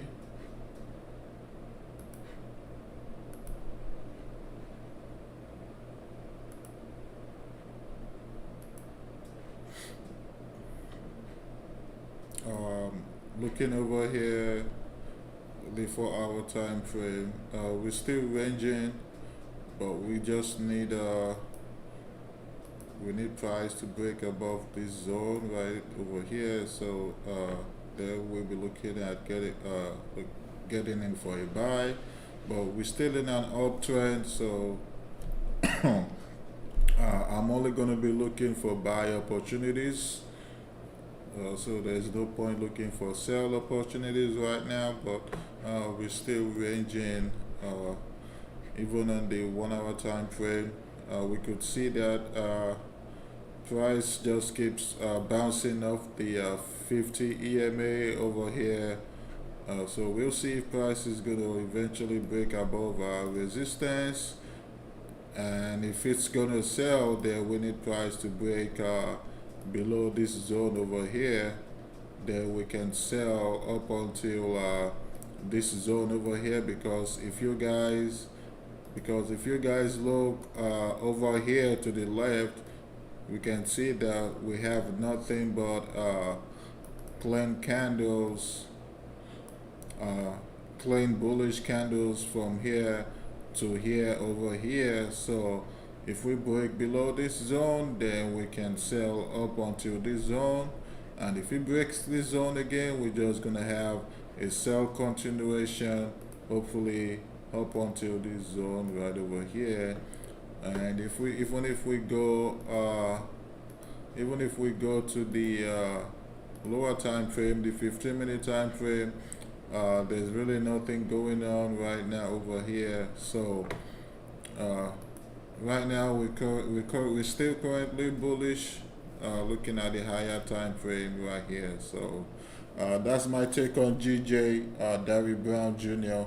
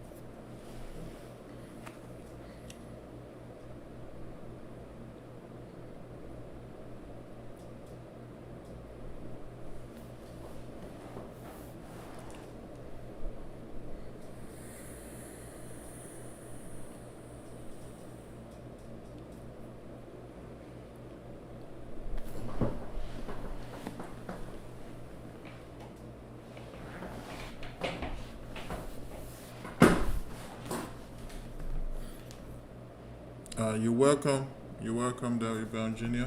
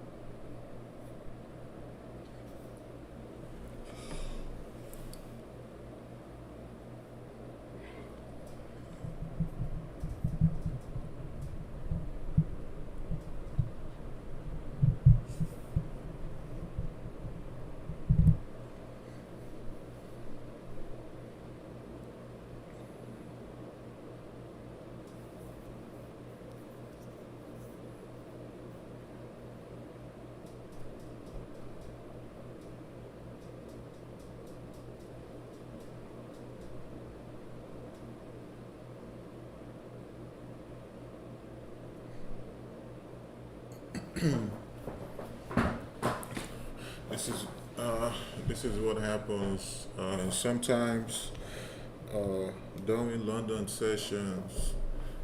We won't see no movements at all until New York session. Uh, Today is also looking like we're not gonna see any movement until probably New York session. And New York session actually opens in about 2 hours. 2 hours. Uh, 2 hours. 20 minutes, I believe. Oh no, 3 hours. 3 hours and 20 minutes, I believe.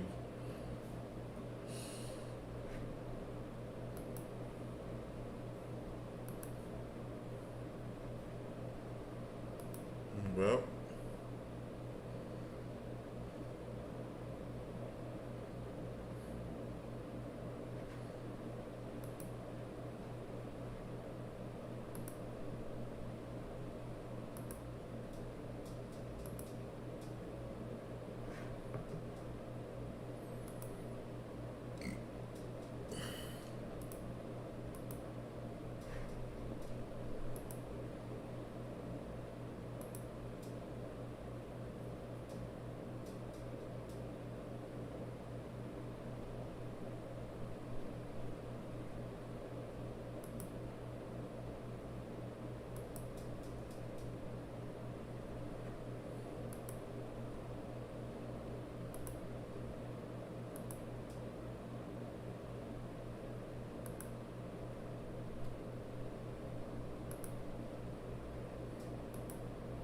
okay, let's see what's going on with Euro AUD.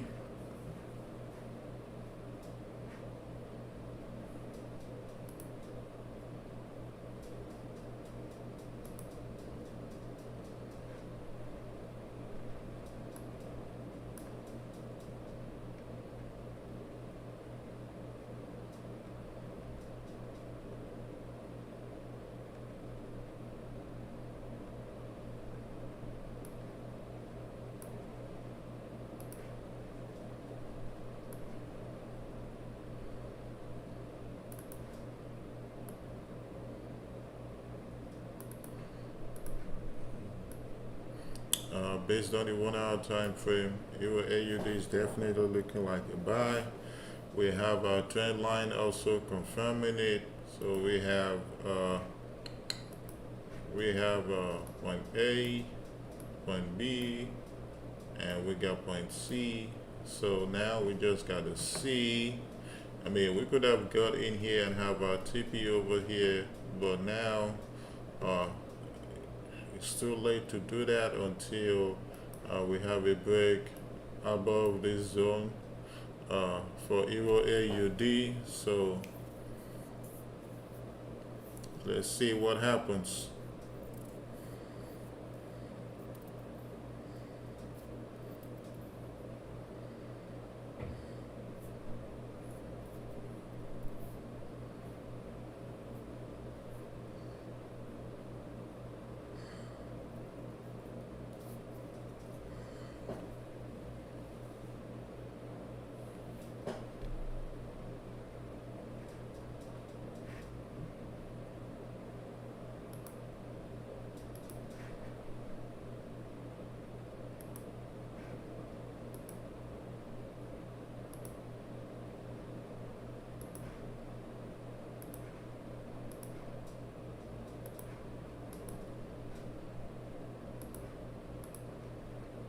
Oh, yeah.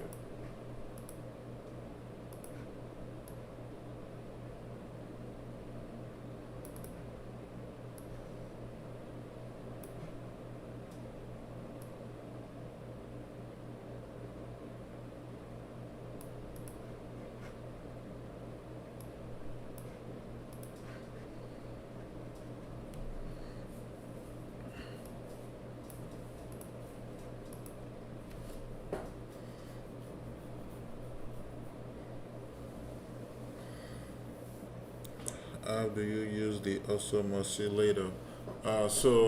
This is how you use the to use the awesome oscillator.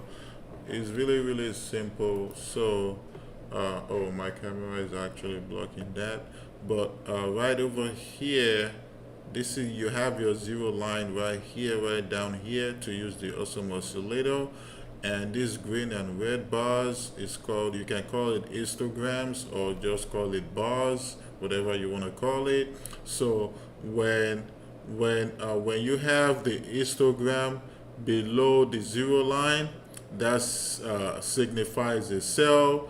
Just as you see right over here, you can see that the awesome oscillator is below the zero line as well.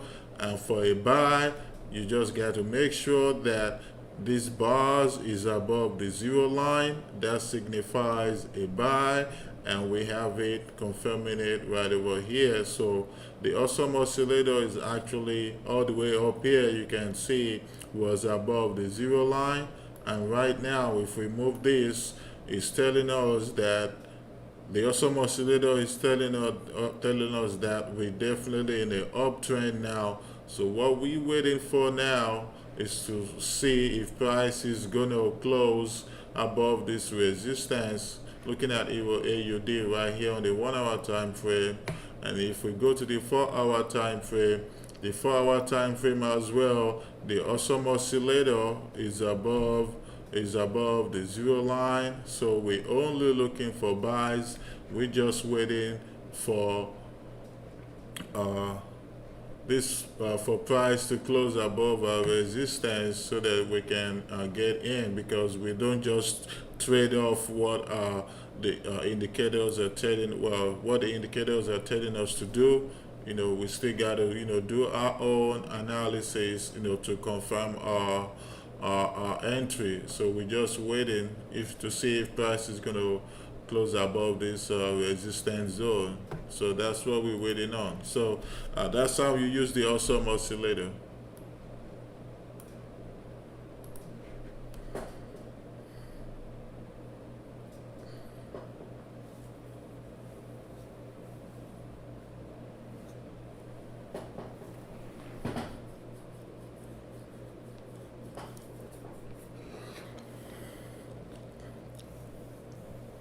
Indicators don't quite work that good for me personally. Yeah, it's definitely just you. If indicators are not working for you, you must be doing something wrong, because if you use indicators and if you understand, so when it comes to price action, basically it's just figuring out where your support and resistance zones are, or if you want to call it support and resistance. That's just what price action is. Once you know that and you understand it, then when you're using indicators, I mean, it definitely should work for you. It definitely should work for you.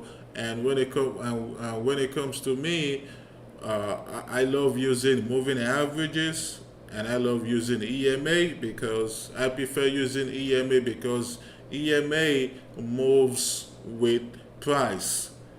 SMA lags. So SMA lags, I prefer using EMA, and moving average is the simplest indicators to use. When it comes to indicators, moving average is very very simple to use. Very very simple.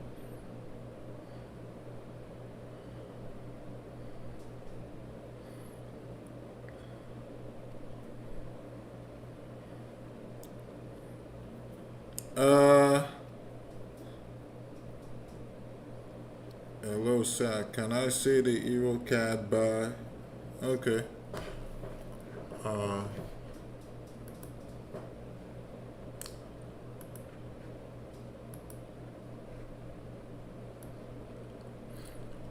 I'm not in EuroCAD right now, Daniel Johnson. I'm still waiting, because for me it's still ranging, and your entry at 1.47195. 1.47195. 47195. So you entered somewhere over here. Your card is still ranging. So this was where your entry was, and your entry was somewhere over here. Take profit 1.47436. 47436.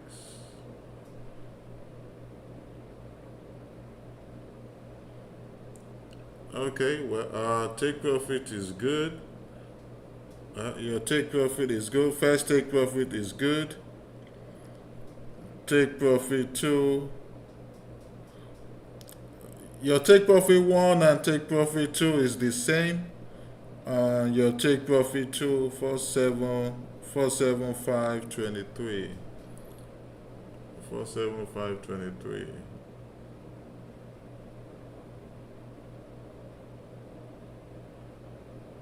Your take profit 2, 3 was somewhere over here. Quick question, Daniel. Are you scalping this? Let me know. Are you scalping this? Because looking at, we're still ranging. We're still ranging, even though it looks like it's gonna buy, but we're still ranging right now. But your take profit 1 and take profit 3 is very good. I mean, your take profit is actually before we get to this zone over here. So your take profit is good.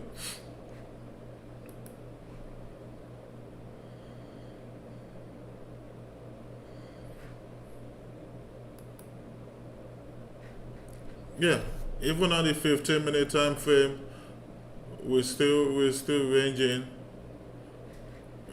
5 minute we're still ranging, and if looking at it even on the 5 minute, you guys can see we absolutely still ranging over here. Even on the 5 minute time frame, lower time frame, we're still ranging. So it's not even you can't even get in yet. Okay, you're not scalping it. Okay, so looking at the lower time frame, there's a zone here, but on the higher time frame, our zone is over here. So because on the lower time frame, price could get to this zone and then rejects. So entry is going to be after we close above this zone right over here. So that's what we're looking at because of this wick over here. So we need price to actually break above that wick right over there, and then we can get in for a buy.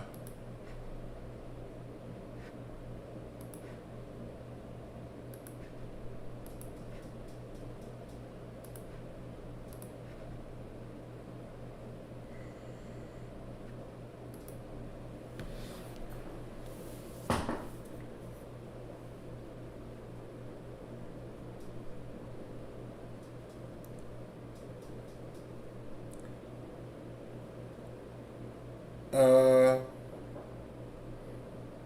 I can't do a Zoom call with you now, Daniel. I can't do it. Not today.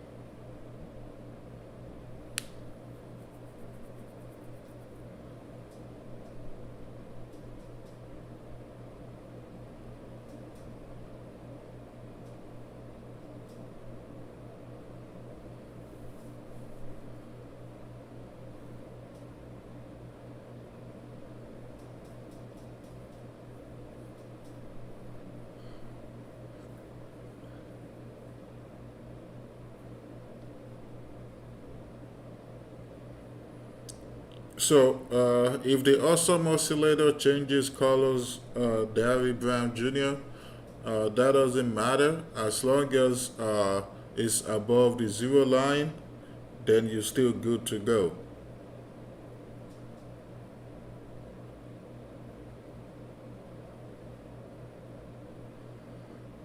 Yeah, it doesn't matter as long as it's not below the as long as it's not below the zero line. Yeah, you're still good to go. For example, looking at Euro AUD, uh, so we had the torch right over here. So you can see that the histogram is below the zero line, right? It's below the zero line, but it's green. So that's why it's good to always confirm using price action, using support and resistance. So instead, although we have this histogram telling you that okay, don't get in yet, we're still in a downtrend. That's what the awesome oscillator is saying. But over here now is above the zero line, which happened right over here. That's where that's when it happened. So that's why I don't really be using trend lines or base my strategy on this indicator right here, awesome oscillator. I just use it for confirmation. That's what I use it for. So that's why I'm not even getting in right now until price actually closes above this resistance over here. Even though right now it's letting me know that okay, you can get in now because we're definitely in an uptrend.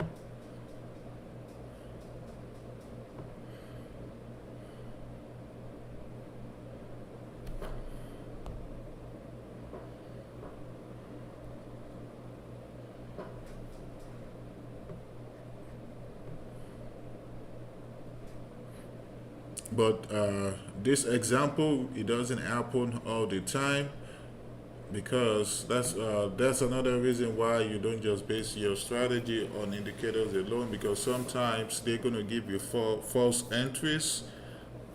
So that's the main reason right there. So because right over here, uh, this over here was a false entry right over here, but you would have stayed out of it anyways. If you were using just this alone, you would have stayed right away from it.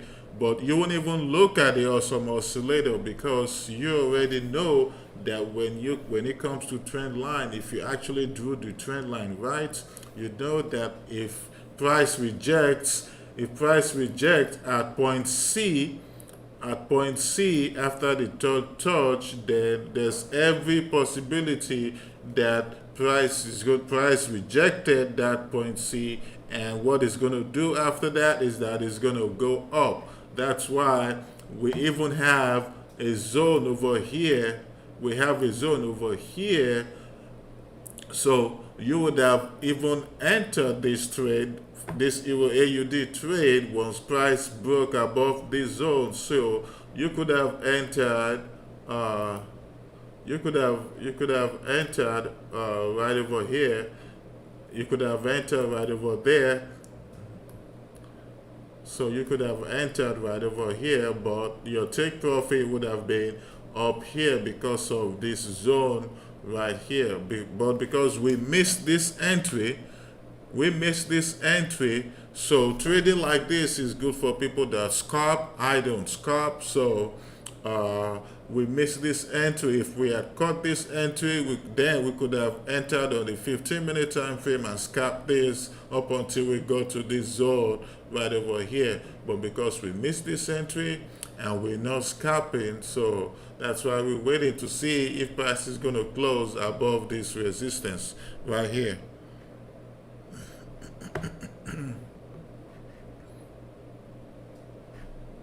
So if we go to the 15-minute time frame, you'll see this is where I'm at. So if you look at the 15-minute time frame, you'll see the price broke above this horizontal zone that I marked on the 1 hour time frame. What did price do? Price broke it, went up a little bit, pulled back to that same zone again, and then went up. So now, price is trying to get up here and hopefully break this zone. So that's just it.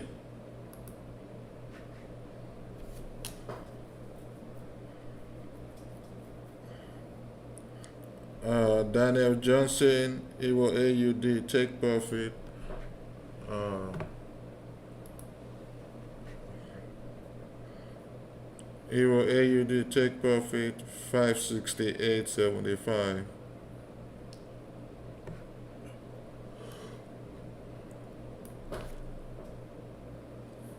568.75. That's where your take profit is.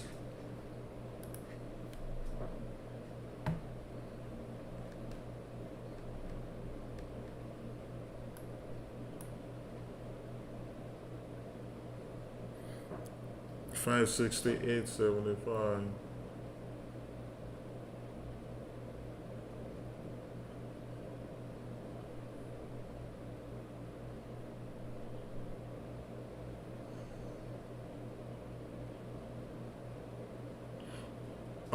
Yeah, yeah, I think price should hit your take profit, Daniel. Good job, you entered early. Yeah, price should get to your take profit. It should get to your take profit, and if we have a break above this zone, Daniel, you can get in again. That's if you want to, or if you're done trading for the day, then just call it a day, and you know, secure your bag.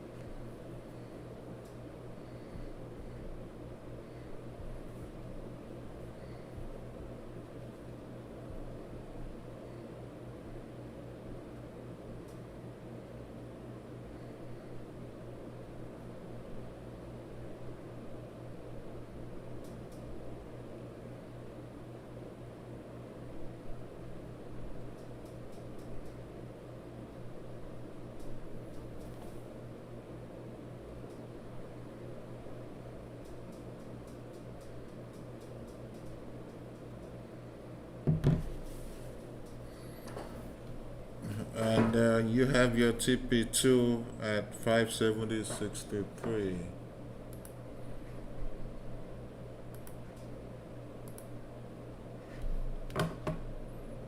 570.63.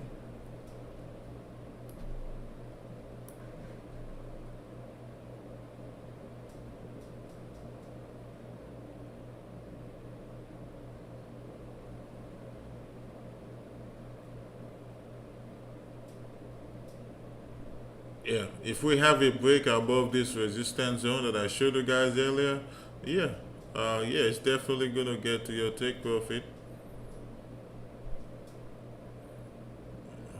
Yeah. So your first take profit is right at this resistance zone. So once that hit, does move your stop loss to entry price. Then you have your TP3 at 572.59. 572.59. Yeah, you're good, Daniel. So as long as we break above this resistance zone over here, yeah, you'll be good. Your 2P2 and 3P3 should hit. Good job, Daniel.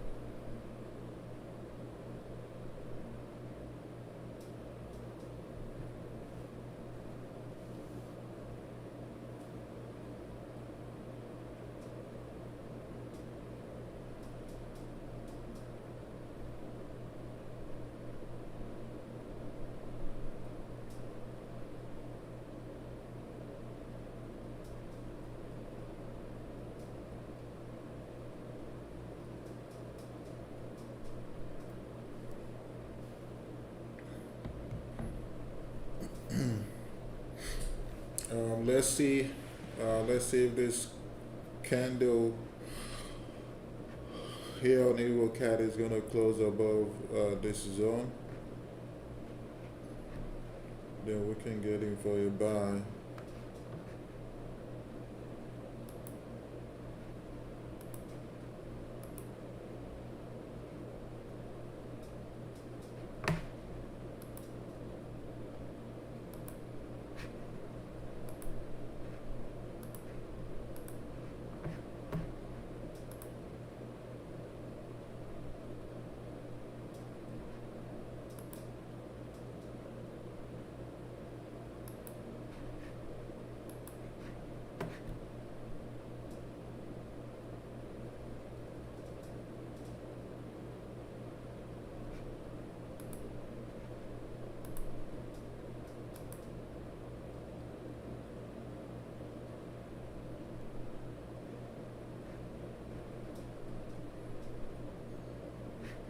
Okay, Euro pairs are starting to move.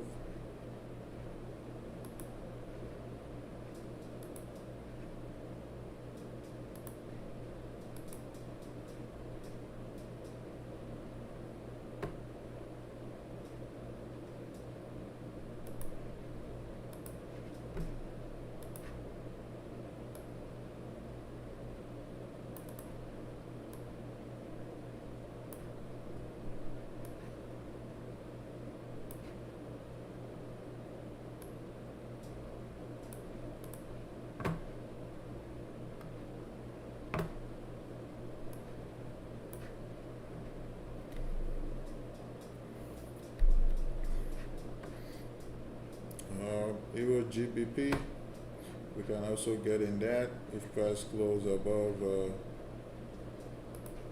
this zone on Euro GBP because of this support right over here, so that we can get in this. We can possibly ride it to this zone as our TP1 because of this zone and this support zone.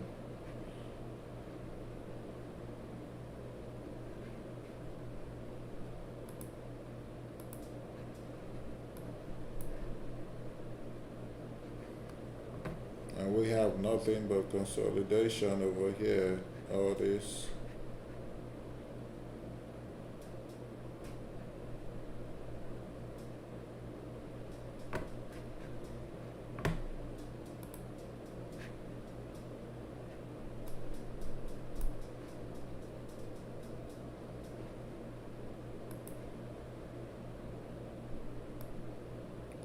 Let's go to this.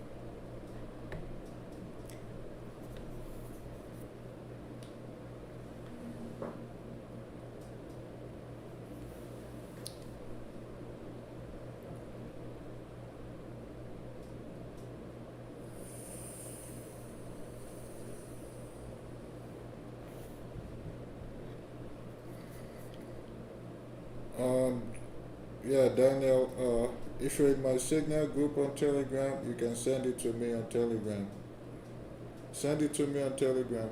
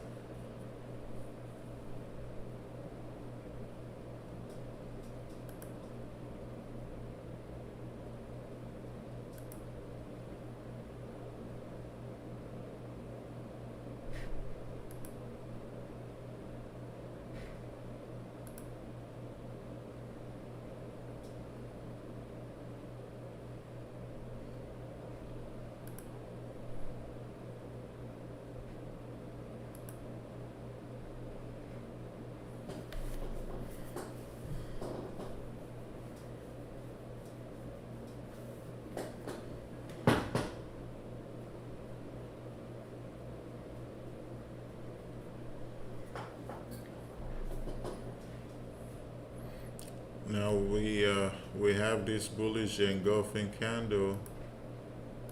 We have this bullish engulfing candle now, so we just need this engulfing candle to close above our previous high,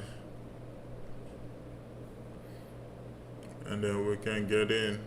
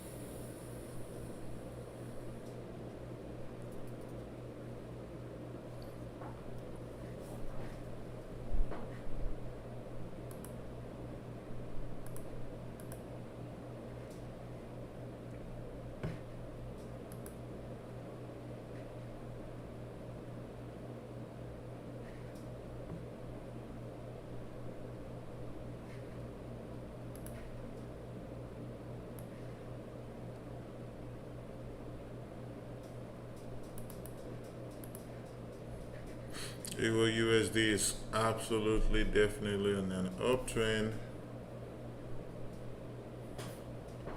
Looking at the 4-hour time frame, we got point A, point B, point C. So we just needed to close above this zone. Say Monday.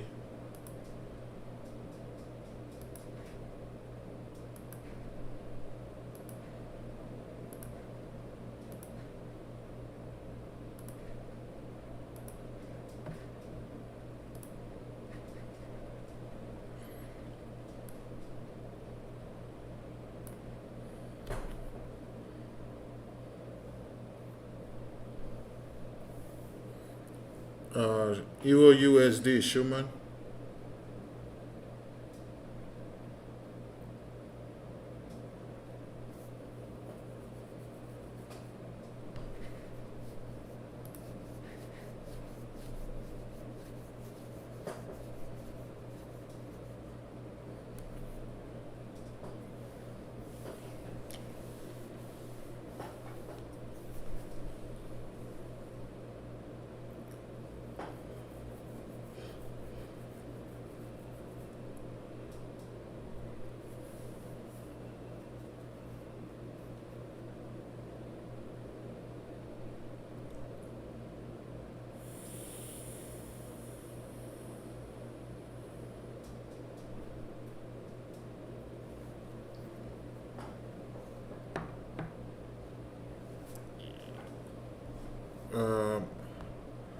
You're welcome, Schumann.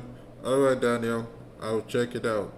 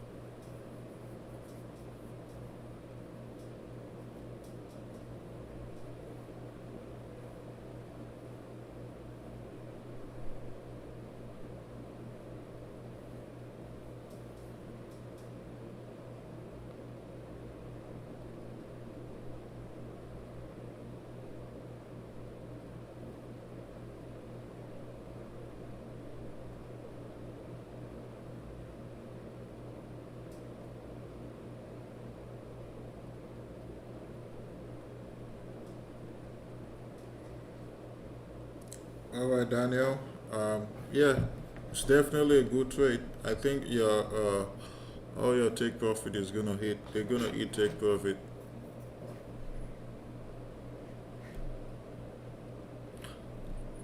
because he actually scalping it, because what I saw was actually on the 15-minute time frame.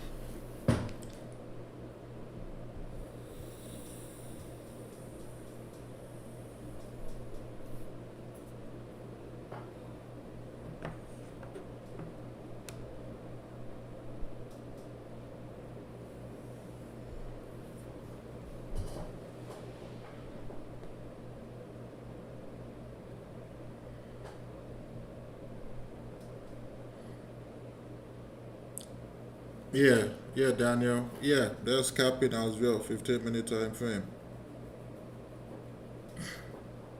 All right, guys, I'll be back.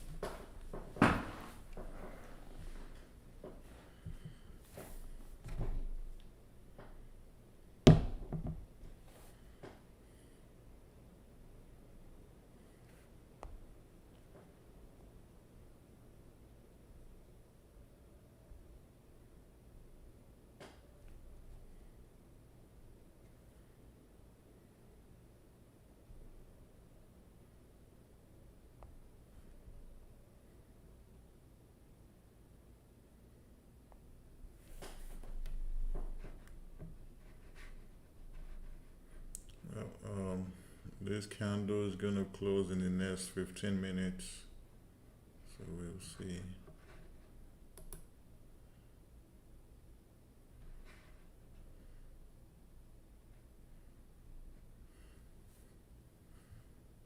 Yeah, looking at it on the 15-minute time frame, we break above that zone on the 15-minute time frame.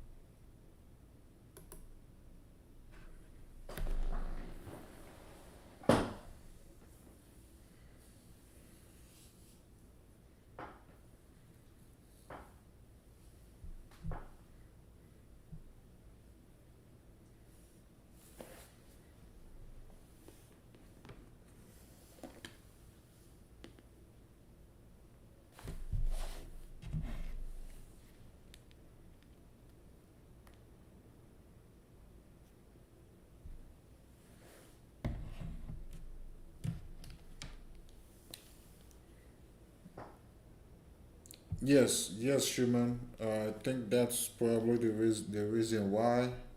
But we're gonna see what happens when New York session opens.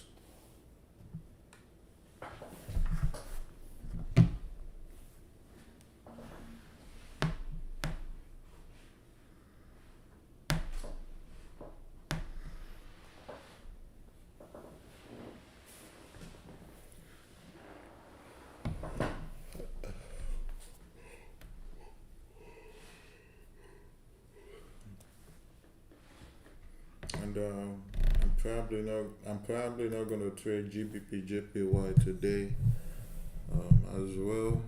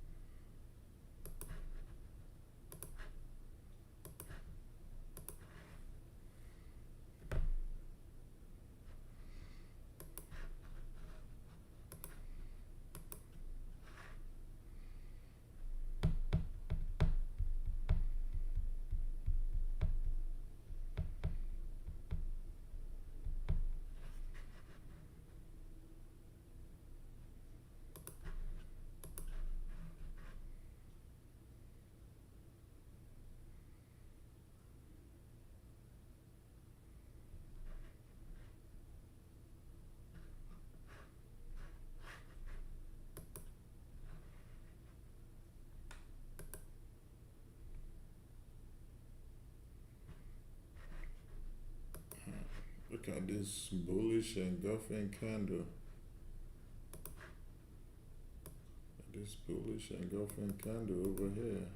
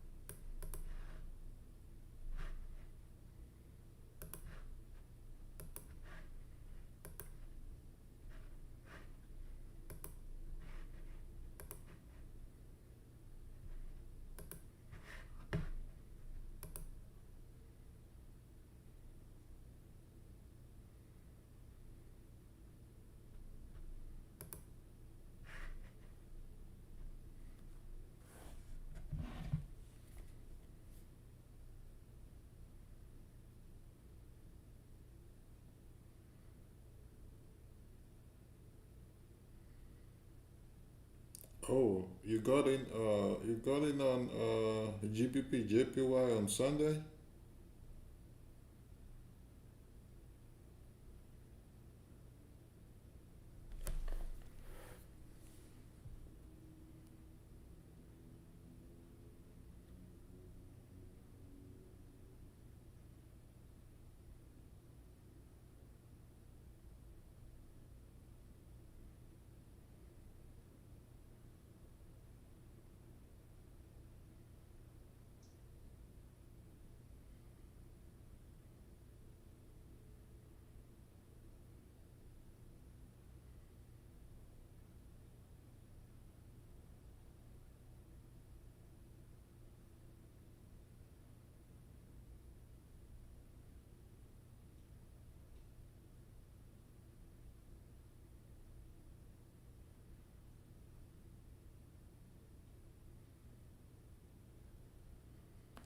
Okay.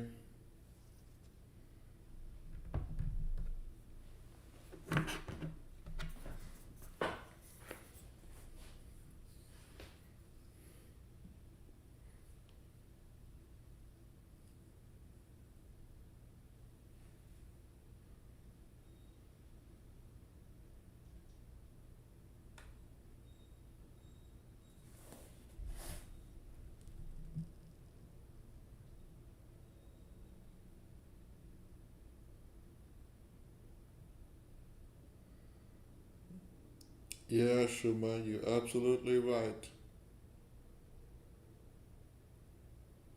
You can use my FX book as well. It's very good.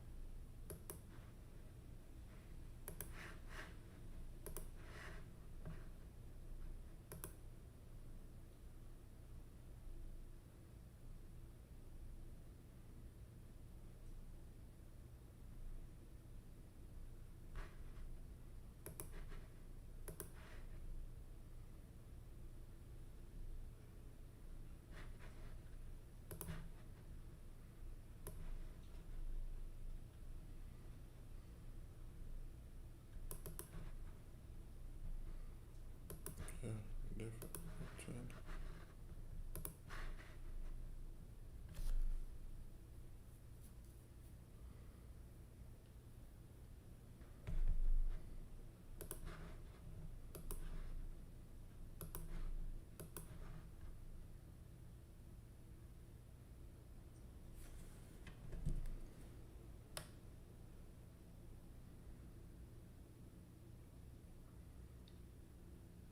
All right, that's good. That's good, Sherman.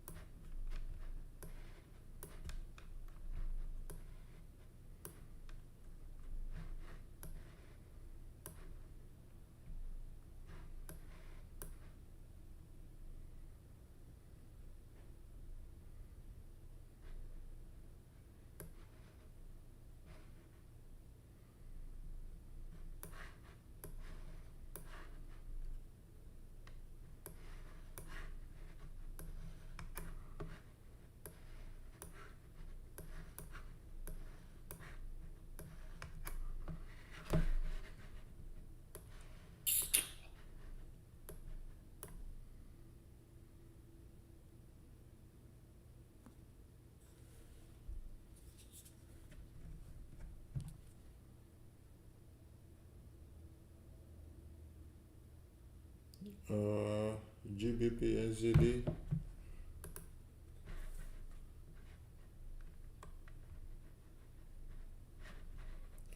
Let's see.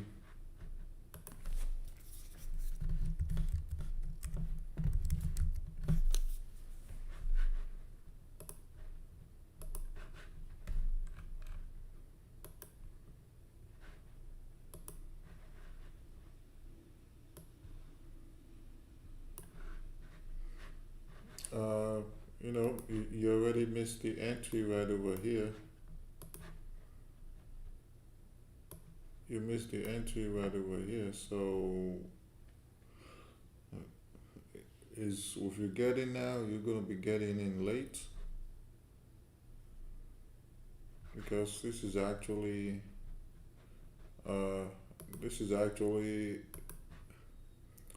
this is actually a support zone over here. So, uh, price might reject over here. So, but if we have a break above this, uh, you can get in. So price could possibly go get up here, and that's gonna be about 66 pips right there. But for now, you just gotta wait. It's too late.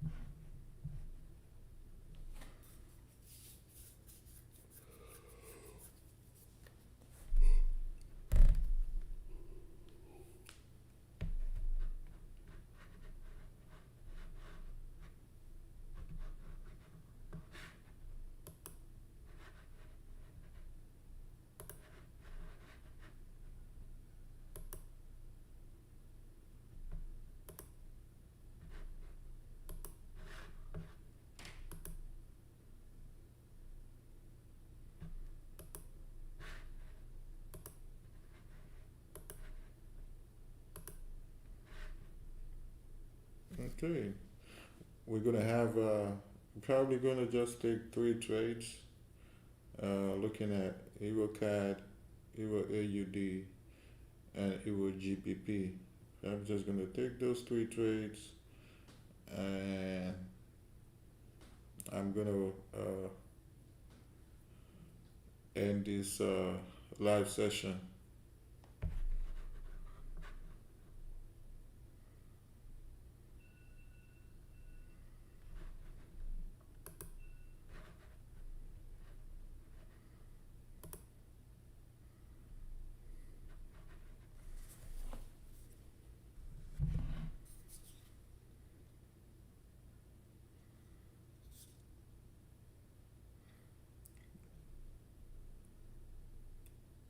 I already closed the GBP NZD because I don't keep it on my chart here on TradingView because I don't really trade it. But let's see. Let me take a look.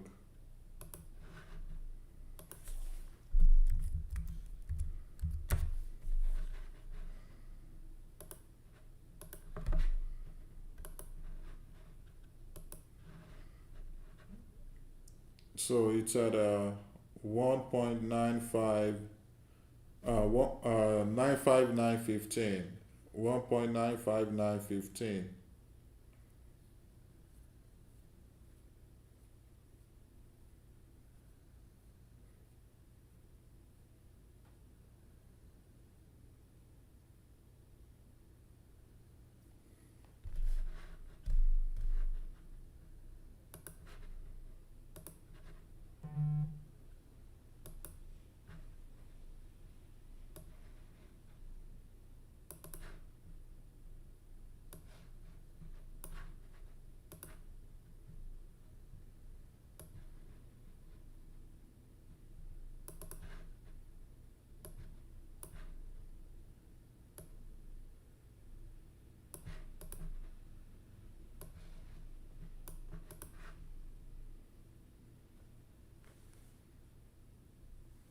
You're welcome, Shuma.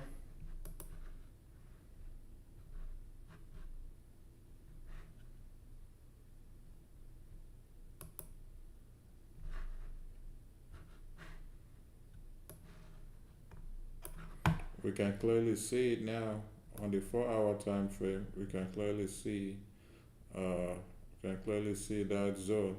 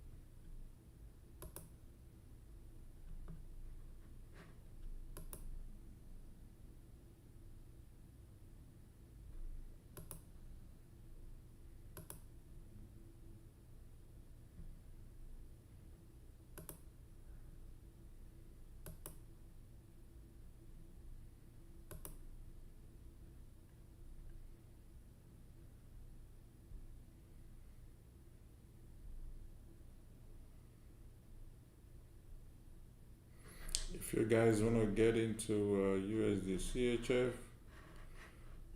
you can, but I'm not. I'm gonna wait until price close below this zone.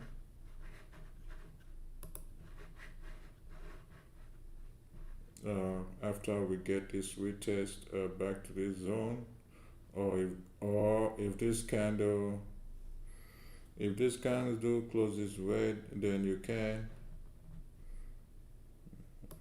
If you do, you'll be looking at probably 20 pips.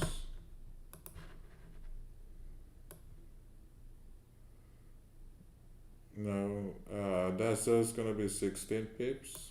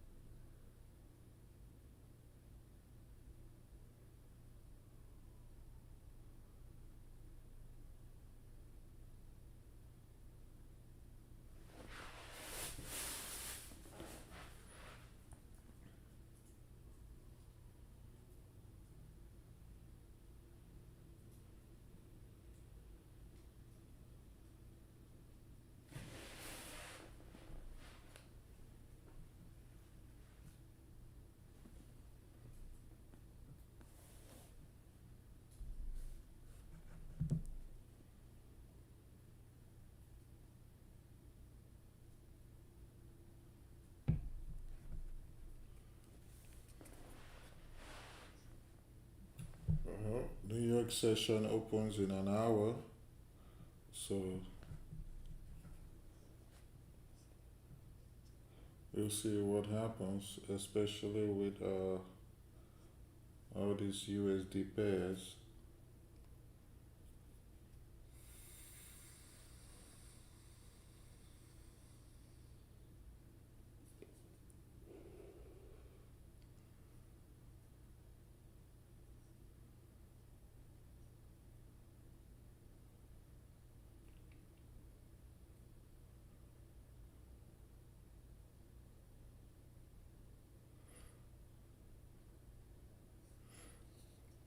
Um, Actually, now that I moved, now my time zone is Central Standard Time. Um, my time zone used to be Pacific before I moved. I think I'm gonna switch my session to New York session. It actually works better for me. So, um, so starting from next week, this live session is gonna be for New York sessions, and that's when I'll be trading as well. Now, if I see something during London session, then I'll definitely send it to you guys. But I'll be trading New York session starting from next week, and that's when we're gonna be doing this live trading as well.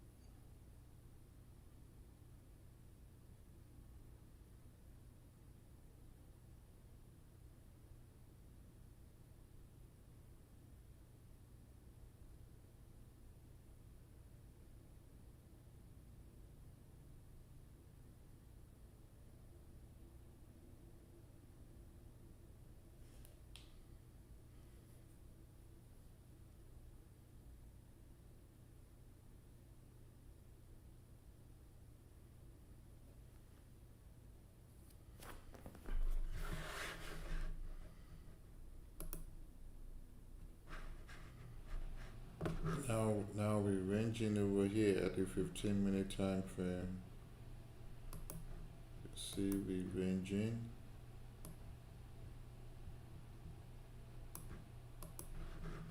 A 15-minute time frame on Euro AUD.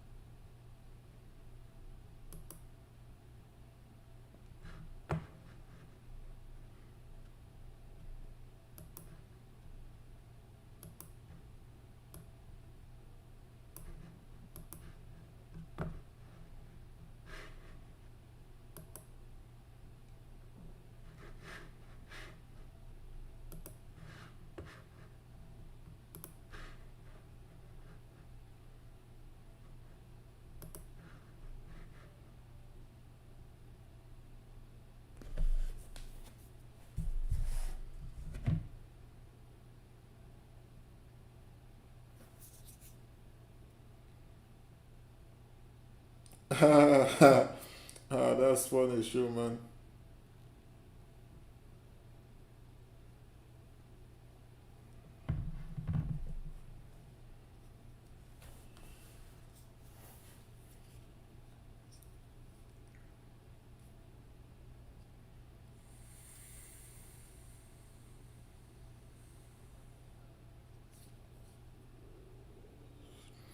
Shoot, I can get some sleep too.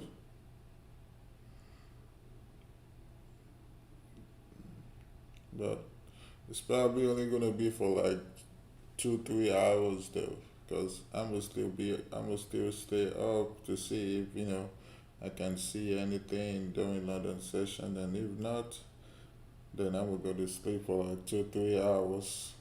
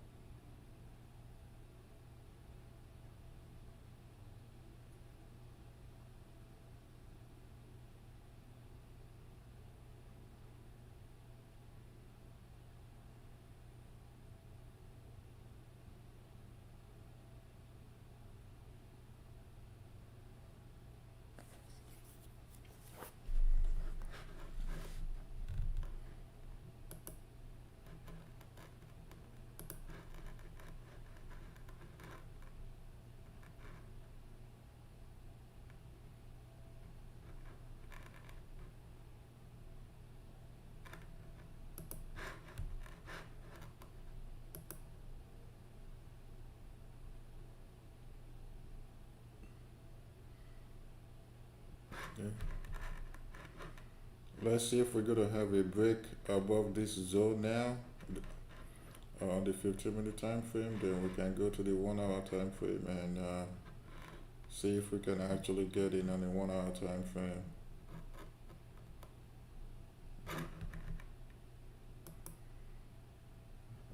This 15-minute can okay. 15-minute candle just closed.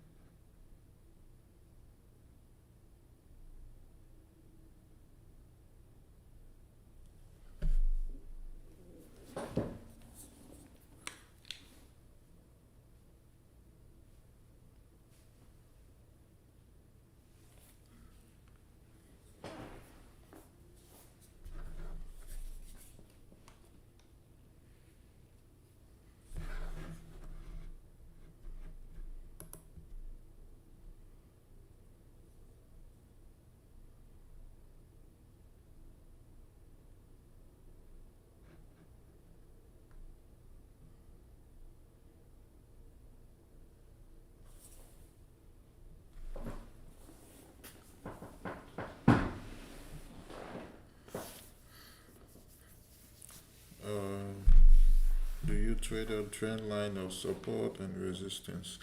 Support and resistance, I just add trend lines just for confirmation to see where the trend is really going. Uh, that's it.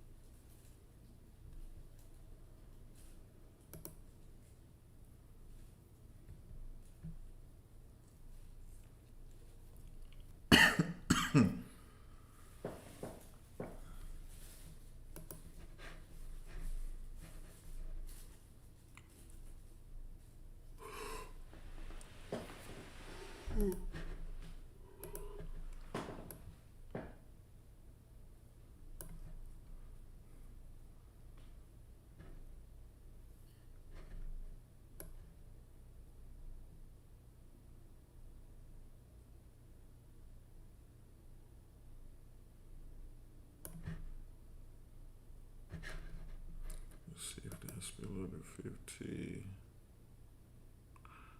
No, I need more like, yeah, 45 pips right there.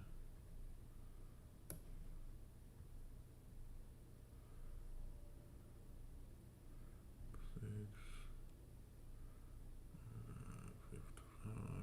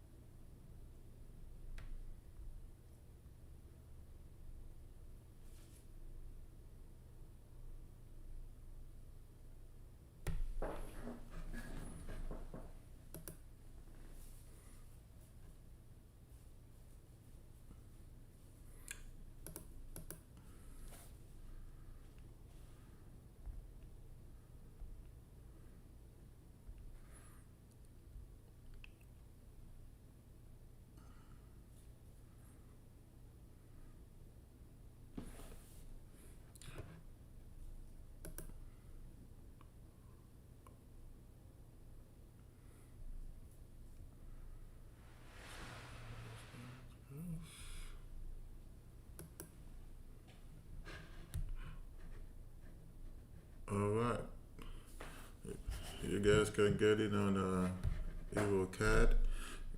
Just buy by market.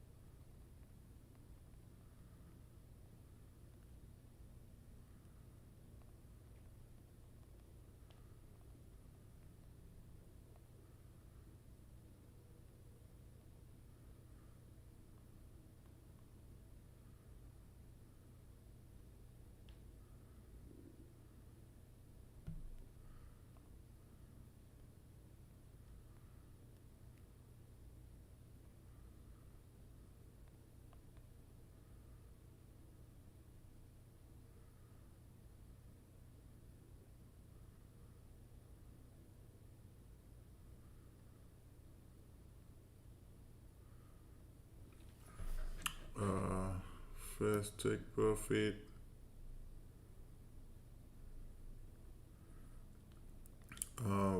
First take profit right over here. One. First take profit 1.47732.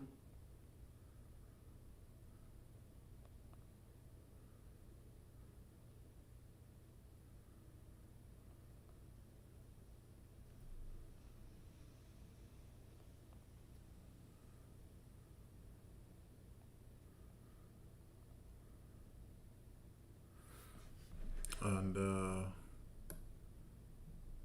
second take profit, so about 50 pips, 47933.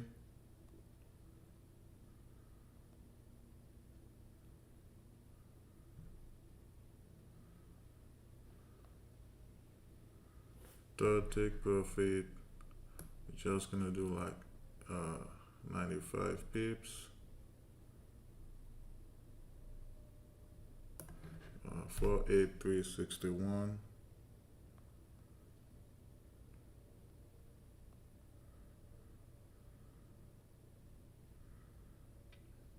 And for stop loss, just 45 pips. If this trade goes our way, all the way here, we're looking at 2-to-1 risk to reward ratio right there. Stop loss 469.55.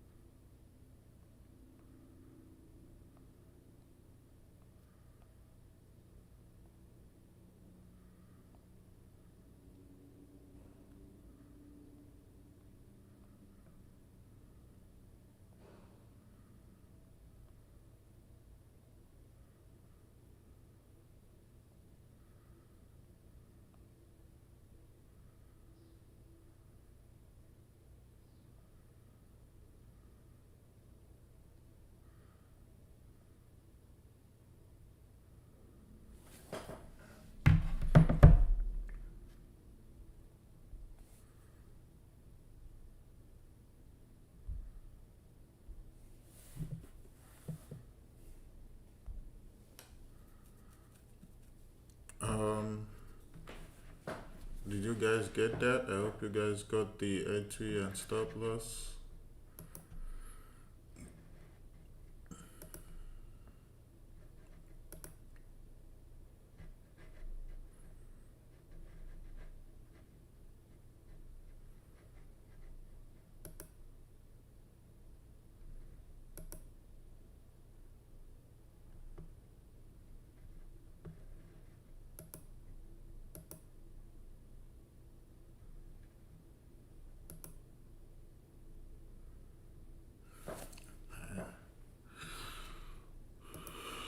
gold is currently killing me right now. It's probably just gonna retest this zone again and continue going bullish.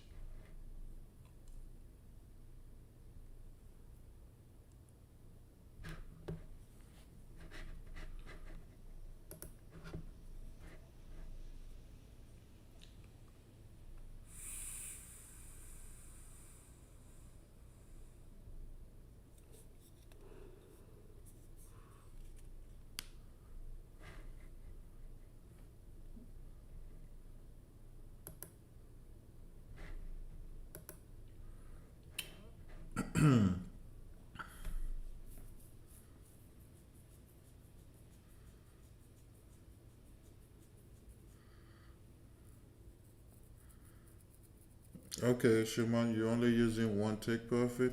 Okay. Uh,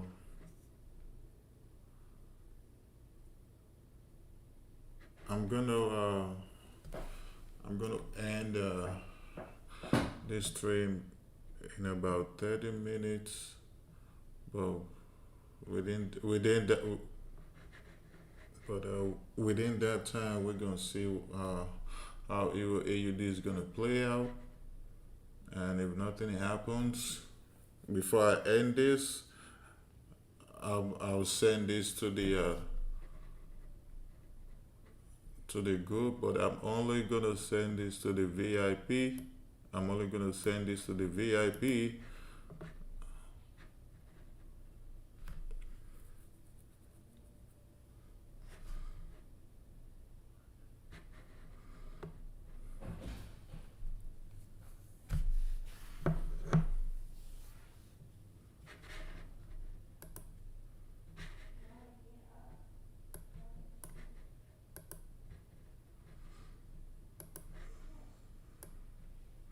So looking at the 15-minute time frame for Euro AUD, we just need this to break this zone over here.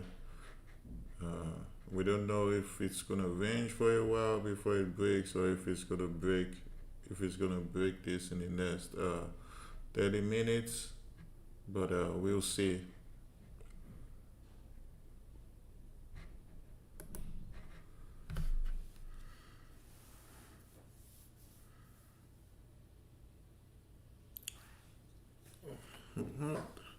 That's what I have. I have take profit 1 and 2 as the same. Order. Oh, oh yeah, I do. Okay. Let me change that real quick.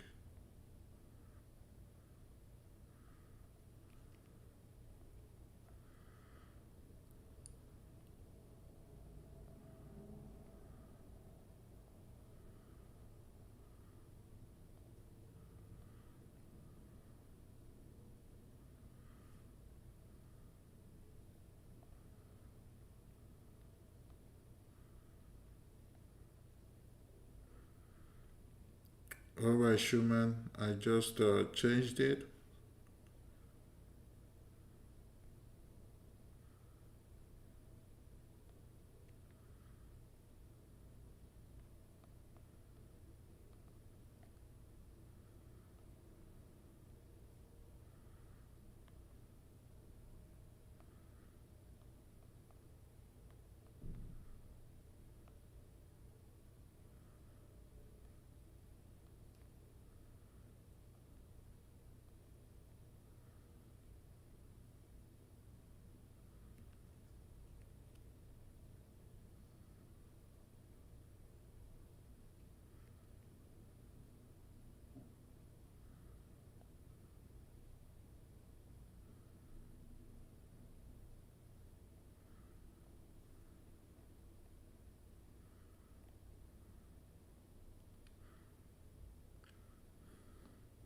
uh, yeah, I guess I'm tired. So I just changed it in a group, Sherman.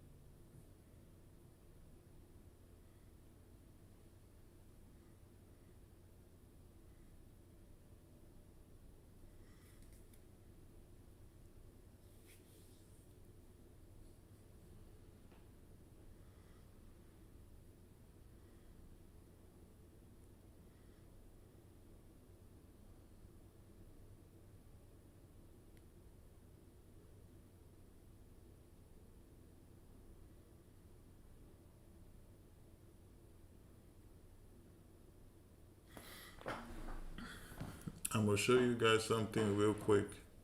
Now, you guys can see that right over here. I have the 50 EMA. Now, for example, let's say you're a scalper or you want to scalp this. If you had missed this entry,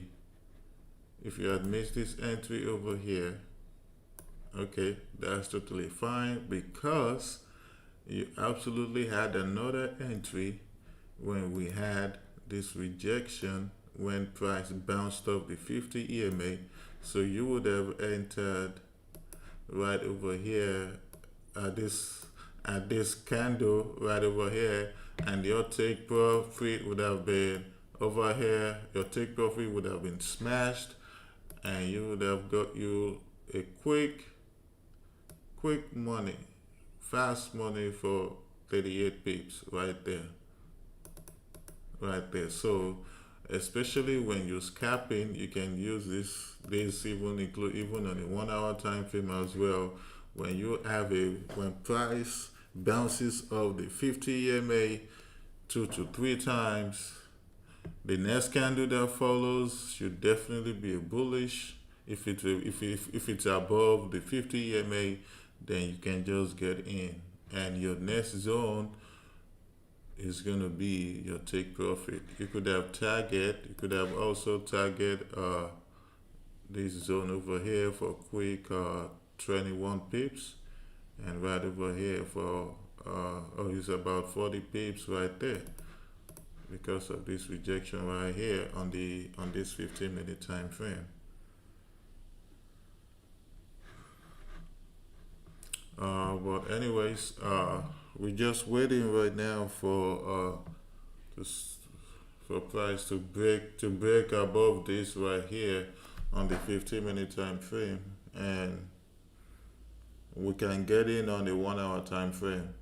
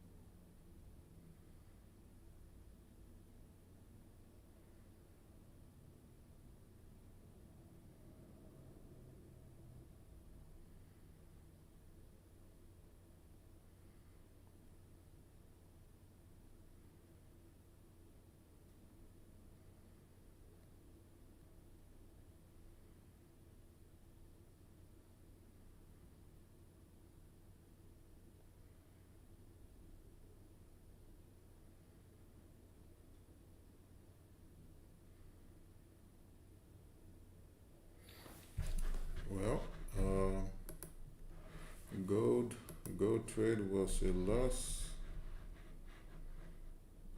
for 50 pips. So that's part of Forex.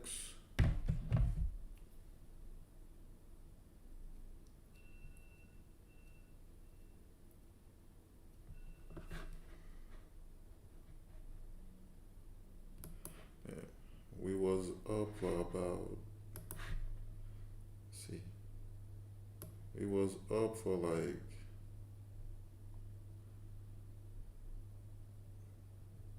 we was up for like 64 pips.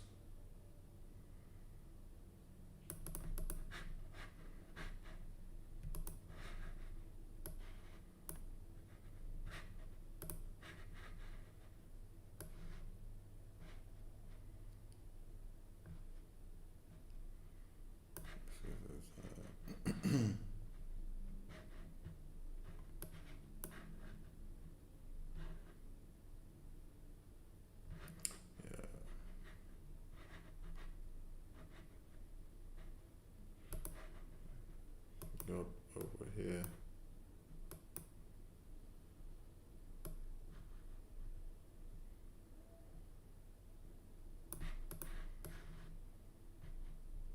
Yep.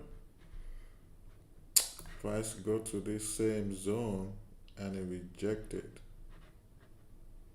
Rejected over here looking at the 4 hour time frame. This is why it's very important. You see, sometimes when you lose a trade, you go back and look at what you actually did wrong.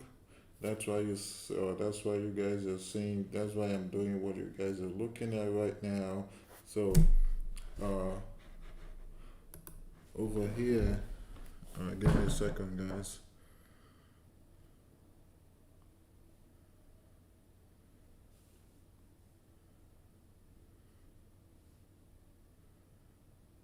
So you go excuse me, you go back and look at what you did wrong, and as you guys can see over here, looking at the 4 hour time frame, we actually have a zone over here, resistance, because of this week over here. And look at what price did. Price did the same thing, touched that same zone and rejected that zone. So sometimes when you lose, you need to go back and look at what you did wrong when you lose a trade. So now what I should have done was, even though I entered at the when we broke this zone, my first take profit should have been right over here at this zone, looking at the 4 hour time frame. And then once this first take profit hit, I would have moved my stop loss to entry, and it would have stopped me out. So just to show you guys that sometimes when you lose a trade, it's definitely something that you did wrong, especially when you were already in profit, and then you ended up losing that trade. So just go back and look at what you did wrong, especially you need to go back to the higher time frame, so you'll be able to see more zones and see actually why you lost that trade. Just a tip for you guys. Even though losing is part of Forex, you can win them all, but this gold is still definitely a buy. Now if we have a break above this zone, then we can get into a buy, because you can get into a buy because this is the zone right over here. Our next zone is absolutely over here, so you can have your TP1 here and your TP2 here, looking at the 4 hour time frame. So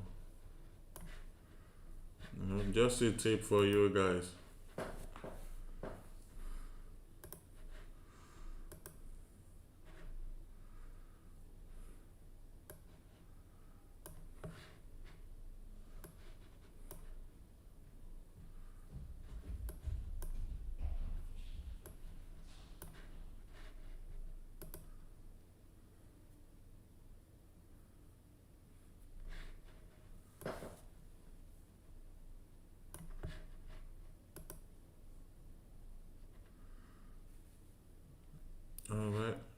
looking at Euro AUD. We're just trying to see, looking at it on the 15-minute time frame, just trying to see if price is gonna break this right here, and we can get in on the 1 hour time frame.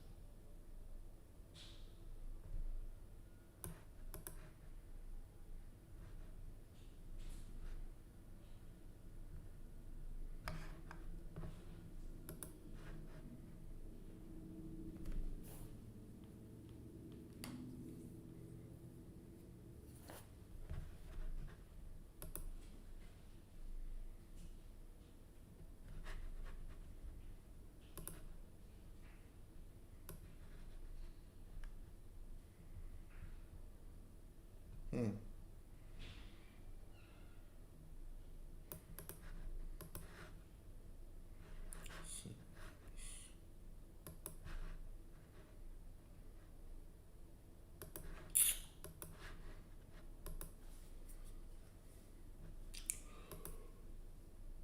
Oh, God.